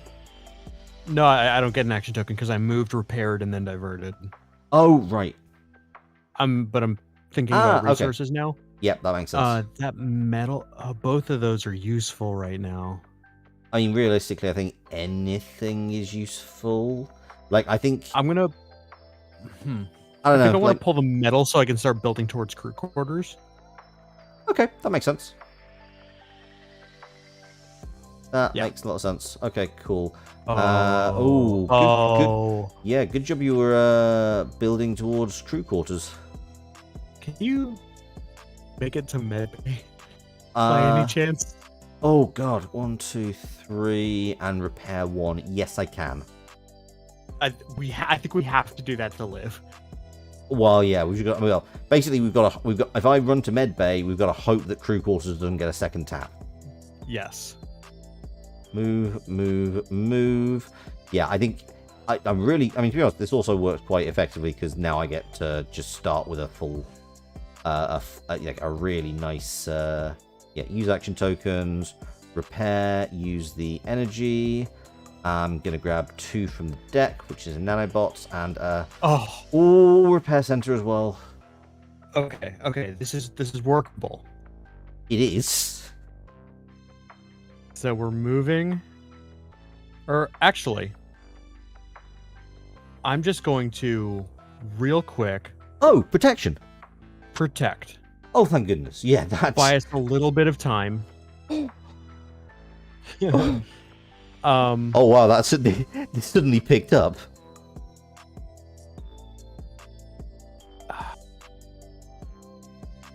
I need the repair center working, so I'm gonna get there. Yeah, that's fair. I mean, thank goodness we've. Oh wow. So it just occurred to me we've gone from 15 cars to 7, and 15 damage cars to 7 left, and we. Oh, we're about to. It's about to. Oh, I pulled a universal. The bridge just took a hit. Okay. I'm sorry. The repair center and crew quarters both just got hit. Oh god. That protection covered both of them. Yeah. Thank goodness. Right. But now okay. the bridge is fallen too. Yeah, Okay. but I can get to the bridge. I can also, so I'm going to repair using what needs. I think data's more useful for diverting right now. So I'm going to use nanobots. I'm going to use one of my action tokens to take the room action. Right. Okay, so. Oh, we're into 3 damages. We're into 3 damages. Okay. So here's the thing. Mm-hmm. Neither repair center nor crew quarters can get hit at the end of your turn. Okay. Well, I've got good news and bad news. Go on. So there is one card which will not hit crew quarters or repair center, which is Bridge Medbay Mess Hall. So I'm gonna put Bridge Medbay Mess Hall. That's the next thing that gets hit. Okay. I then have a choice of Bridge Engine Room Crew Quarters or Medbay Repair Center Armory. Okay, give me just a second to think this through. I mean, you're in the repair center. Right, okay, so... And the repair center's diverted. So the one that has to go next for us to survive is Mess Hall Bridge. And what else? Sorry, no. So the next 2 are... So, restart selection. So the choice we've got is Bridge, Medbay, Mess Hall has to go next. We agreed that one. Bridge, Medbay, Mess Hall has to go next, which means Mess Hall is going to be on the verge as well. Yes. But the next 2 after that do not contain Mess Hall at all. Okay, so what are our 2 options? So, after Bridge, Medbay, Mess Hall, we get Bridge again, Engine Room and Crew Quarters, or Medbay again, Repair Center and Armory.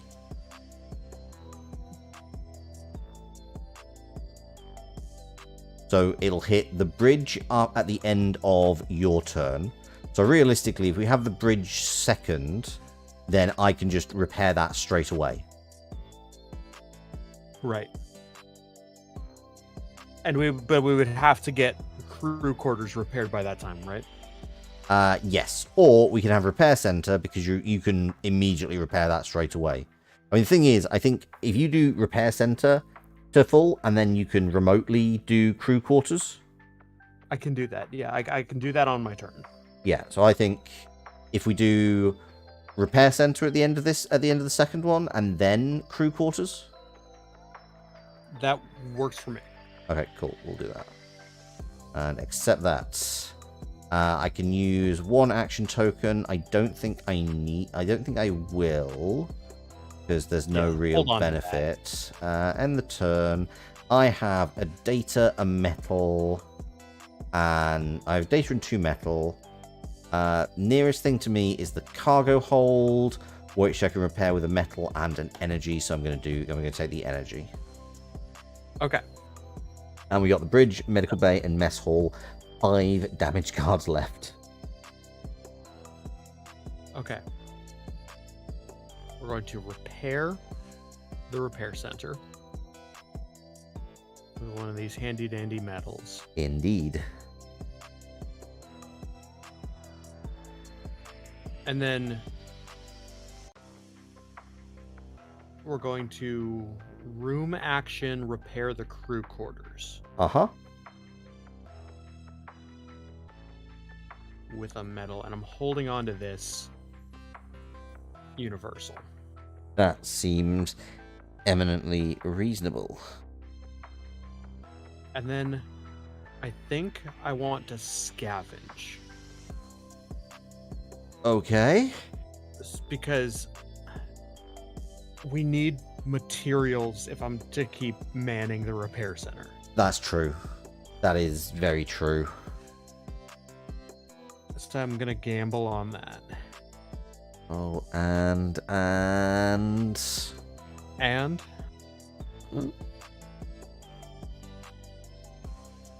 all right, ready? oh god, yeah. Don't no. Please do not wait. Come on. I thought you were. Oh, unironic pog. So okay, so does that mean? Okay. I don't care. I don't care if it sounds daft. No. Unironic pog. So that means that I could pull. So if I was pulling straight from the deck, would it still be just 2?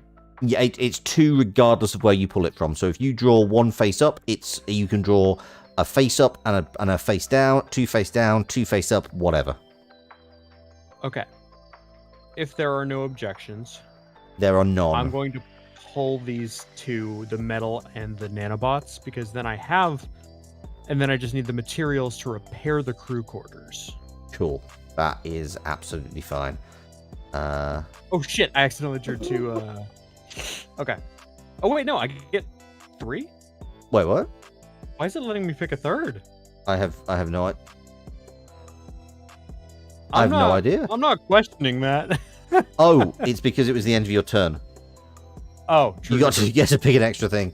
What just got hit? Medbay, repair center, and the armory. Okay, so I have the capacity. We're out of the known area now. That's true. Do you want me to do a? Oh god, I need to repair this. I can't repair this room. We need to repair the mess hall. Okay. My concern is we're starting to fight. We're at a point where we're fighting fires rather than repairing stuff. I can absolutely do that. So mess hall. I will repair that with, you know what, I'm going to use the rest of my turn to repair, and I think I might have to scavenge as well. Yeah. And we're just going to have to hope that No. Okay. Unpog. We have unpogged. We're taking that pog back. We're taking that pog back. Right, I'm just going to draw 2 from the thing. That's the nanobots that we need.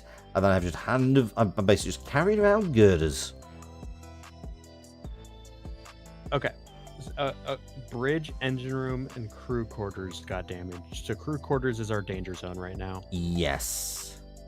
But you do have the ability to both move there and repair it for 2, or you could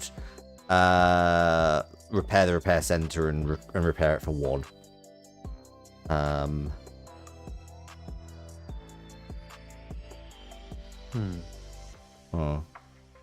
gonna move there.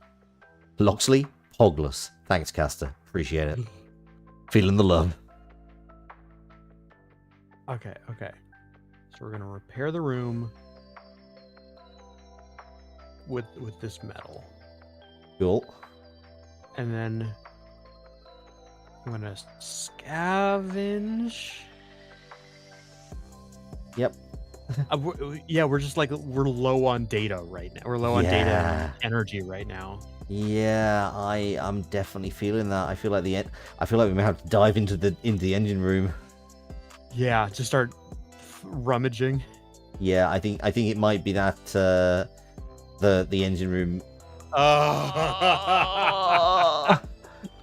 All right. Oh.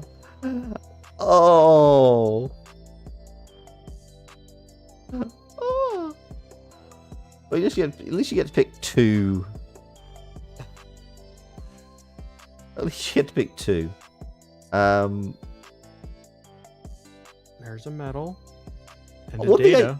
I do genuinely appreciate that whoever made this game took the opportunity to add the sad emoji to when you find nothing on the scavenger action. I do like that. Also, Medical Bay is on the A Medical Bay and problem. Cargo Hold are both on the brink. They are.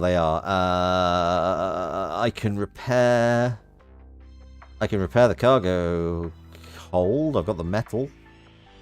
I've got the move. Really gotta hope we don't get hit by the med bay. Okay, crossing fingers. Yeah, draw just... Oh, stop giving me metal! Oh, we made it. Engine room, armory, and cargo hold got hit. Oh god, but the cargo hole's now screwed again. You may need to just jump in and hit protection. And oh god, we have... So... Liv. Yeah? Yeah? I've got good news and bad news. Which would you like first? Is the good news that the rooms are about to stop being hit because we're out of damage cards? The good news is that the room's about to stop being hit because we're out of damage cards. Is the bad news that we're out of damage cards? The bad news is that we're out of damage cards and our resource deck is about to start flying out into space. Yes. Okay.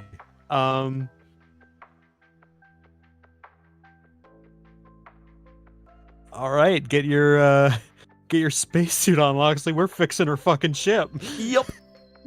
I was not expecting the jump from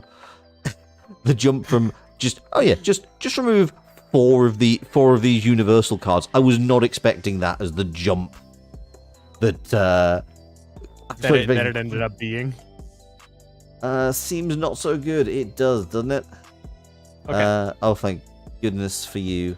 Okay, so the thing is, oh god, you can only place two and you got three screwed. Only place two, which means that this is down to just guts and chat. What do you want us to protect? What do we want to protect? We're blaming you if this goes wrong.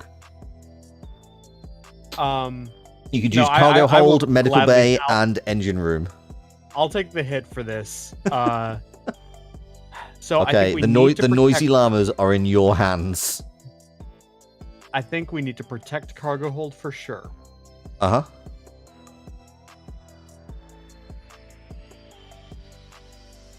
I don't know if it's recency bias, but I know that engine room and cargo hold did just get hit. Cast a volunteer's med bay. Okay. Cargo hold and med bay. God, there probably is some way we could like count cards and work out what's been what, like, because I think there's only the number of cards is fixed. So assuming it's like evenly distributed, then we probably could count cards. But I feel like let's fly more by the skin of our teeth, the seat of our pants. Yeah, it's more in the spirit of the game to just bank on it. I agree. So I'm going to protect the cargo hold because that's where my crewmate is right now. I really appreciate that.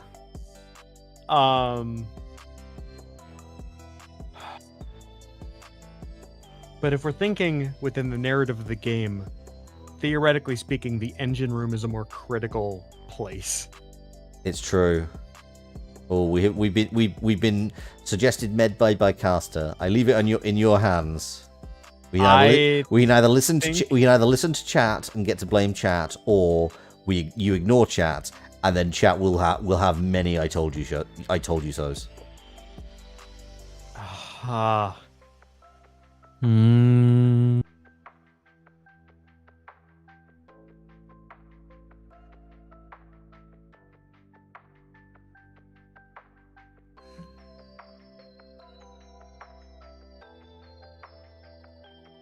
Here's why I'm going to protect the engine room. Mm-hmm. So, I've protected the cargo hold where you are. I have no way of knowing which of those two is going to be hit, if either of them. Yep. So,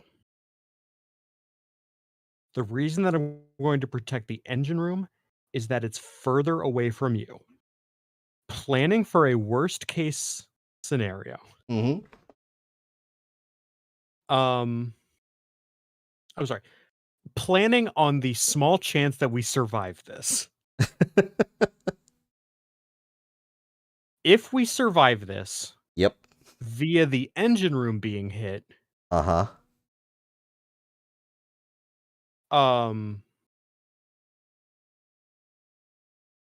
No, okay. I'm working it out in my head. Okay. You basically, work out you in are your head. closer- I'm gonna put on some suitably dramatic music. Okay. Got no home to go to. Ain't got nothing to sell. But my stars will never leave me. Even So when the I'm thing sold to is that you are closer to mid. That's true. If I put it on the chance that I'm going to do a very hopeful move and plan for the best case scenario where neither of them get hit. Uh-huh. Because if neither of them get hit at the end of my turn, and we have a protection on engine room, you can step into the med bay and fix it immediately. Very true. Okay, we've got blue for black playing. Make your turn. I'm protecting the engine room. And I'm going to pull a resource card. I'm just going to pull that other metal because you have plenty. 2 resource cards discarded. Oh, yeah. No, nothing's getting hit anymore. Yeah. Oh, right. Yeah. Oh, yeah. The last card is just the hull breach. The last card is the hull breach. Okay. Well, that was a complete fucking... Well, that was a complete waste of... All right, it's time to hustle. Okay.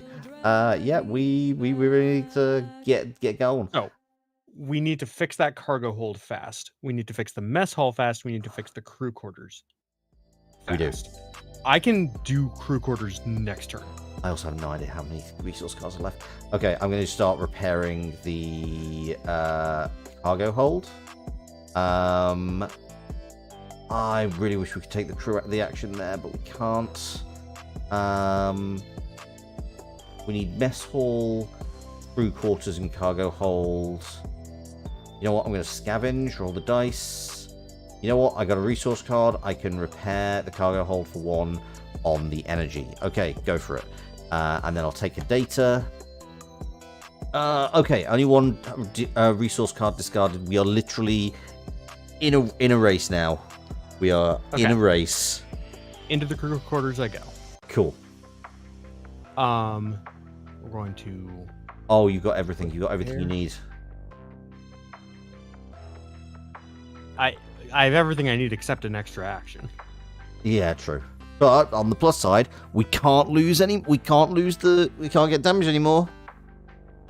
Okay.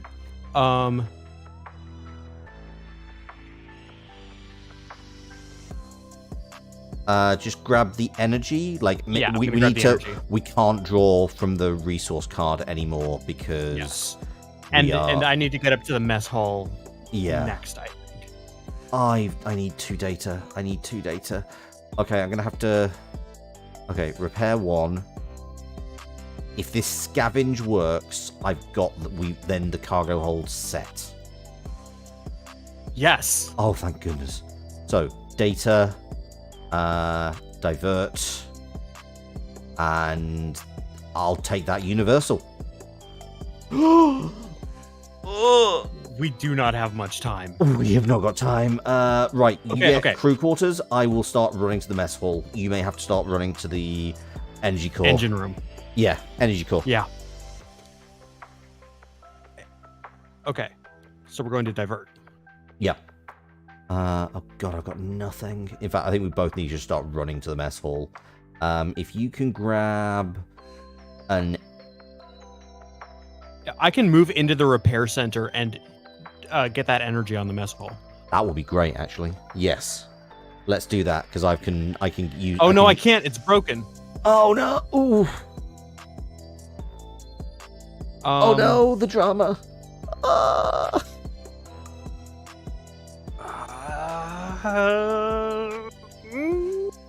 I guess just move into the mess hall, and then we are both there. And I'll pull the nanobots? Yeah, pull the nanobots. Okay, anyone resource card discarded, so I'm going to move over here. I'm going to move again to here. Should I take an action token? Because I'm probably better off using the universal. Take an action token. Because you can repair twice. Right. Okay, and I need to pick a resource. I'm going to pick pull the energy. Energy, yeah. Oh! No!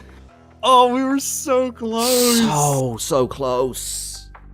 Damn good try, though. Damn good try. Yeah, GG. Oh.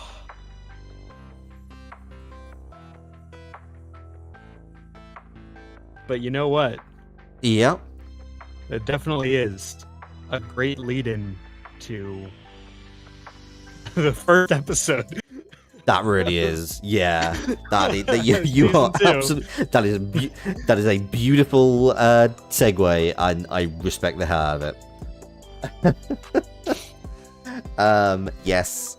The end of, the end of season 1 ended up with a lot of people being hurt and stranded, and some of them in a pretty bad way as a result of a solar storm in the middle of the solar system. What happened to those people? Well, we're going to start finding out tomorrow. That is March the 4th. Wherever you can find your podcasts, go to breathingspace.law-of-names.com or search Breathing Space Fading Frontier wherever you get your podcasts. Also, go check out Breathing X Space on Twitter. And also, there is a Breathing Space Fading Frontier playlists on Law of Names YouTube channel for both Season 1 and Season 2. The waiting room source for Episode 1 is now available. It is a two-story episode, which contains, I will just bring that up, On Rocky Ground and My Stars Will Never Leave Me, which picks up just a few, within the first few days after the solar storm. One episode particularly is set on Mars. I'm looking forward to people hearing it. Olivia, where can folks find you? Because you are obviously writer and actor on Breathing Space, but you are also an actual player as part of one of Law of Names' other projects, otherwhere. Yeah. And you also do other things. So plug yourself. So I you can find me on Twitter at Livy Cottle.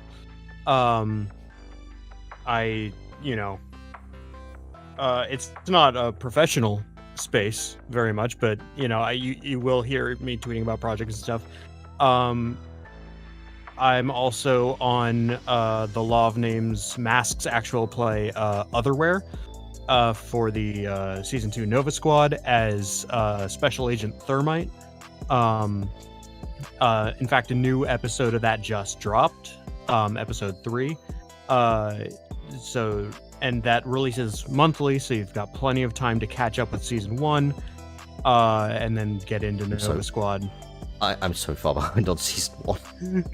I can't remember. Yeah. If anybody is unaware, Otherwhere is... In fact, to be honest, Otherwhere is how I got into Law of Names. It is a Masks actual play. Masks is a game of teen superheroes, and Otherwhere is basically Masks applied to sliders, where a bunch of heroes get thrown across the multiverse, meeting various incarnations of themselves, their friends, their families, and attempting to save the day and just get home. Otherwhere is absolutely wonderful. I'm just very horrendously behind. And yeah, we just, as Liv mentioned, they've started a new season. Yes, and I think we can't mention Otherwhere without also mentioning we are in the month of March. March Maskness is now on. Yes, you can find information about that at the Twitter, which I believe is just at March Masksness. I believe so. Or the website, which is marchmasksness.com. That is March Masksness. If you go for what it sounds like, you'll end up with something about, I don't know, some sport. But, you know. Oh, that's weird. We're here for the superheroes. Yeah, that tracks. And in fact, Special Agent Thermite is competing this year in March Masksness. Her first matchup is on March 8th. And the first round of which is the heroes, the young heroes from across the multiverse will be facing their greatest fears. Ooh. March Masksness, if you're unaware, is an event held every year for the last 2-3 years. I think this is the third or fourth year. I believe this is the third. Oh, okay, third. Where various Masks actual plays pit the player characters against each other in a big month-long battle royale challenge, and there is lots of supplementary material produced by a lot of the Law of Names folks. So I know that Siobhan has done stuff, and so has Thomas, and yeah, that is. It is a fascinating way. If you're looking for some actual plays and you're interested in masks as a system, which is understandable because it's great, I would highly recommend checking out March Masksness and just seeing who takes your fancy and going from there. Yeah, it's 64 young heroes from 11 different podcasts. Wow, that's really impressive. Including Otherware, but also other awesome shows like Dice Comics and Moon Harbor Heroes and Super Idols, and just a bunch of awesome, just a bunch of awesome heroes. We have 5 entrants from Otherware. Nice. We've got Thermite. We've also got Mystic, Quint, Phantom, and Stopgap, who was in season 1. Yes. Is that James Malloy pulling a ringer just in case Protean City doesn't win? Yeah, James Malloy is sending the Otherware character that he played. Fantastic. I think is really funny. But yeah, no, there's a lot of awesome stuff. This is my first March Masksness since I got into being involved with Law of Names through season 1 of Breathing Space. Mm-hmm. And so that means that March Masksness was like ending by the time I was involved with any of it, and I didn't even know what an Otherware was until the summer. Yeah. But yeah, it's a lot of fun. So yeah, so you can find me on Twitter at LivyCoddle. Find me writing for Breathing Space and playing on Otherware. And I've got a couple other things in the pipe, but they're not out yet, so you know. And Scott Paladin's back. He's literally printing the Masks trophy right now. Fantastic. Scott, you survived. You survived. You lived. We saved the Scott Paladin. I believe you'll find it was the Scott Paladin. Right, of course. The Scott, that is Scott his Paladin, name. Paladin. Yes. Thank you so much for joining us. This has been a really fun stream. I'm delighted that I got to learn about this game whilst just looking for something vaguely space themed. I'm really glad I got to talk about Breathing Space, because it is a project I'm genuinely so excited to be a part of. If you've not listened to season 1, go listen to season 1. If you have listened to season 1, I hope you have a great time with season 2. It's going to be a really good time. If you have enjoyed the content and you're kind of new here, please do drop a like, share, subscribe. It really helps, because and yeah, please do join me again. Going forward, won't have anything this weekend, but after over about a month of hiatus, we are going to be delving back deep into the Guild of Dungeoneering. And then I will be going to various other things. I might do a bit more Yu-Gi-Oh! Because that's just a weird game that's just very fun to play. I don't know. I'm not sure if it's fun to play or just a weird attack on myself. And then, yeah, there's other things that I'll be playing as time goes by. In the meantime, thank you very much for watching. I hope you go on to have a wonderful evening or day, whatever you're having. I've been Loxley, Satyr of Strategy, the board game goat, joined by Olivia Cottle. Go listen to Breathing Space, Fading Frontier. We're going to leave you with the thumbnail playing Blues for the Black, and ta-ra. You want to say goodbye? Oh, bye. I was like, oh yeah, you got this.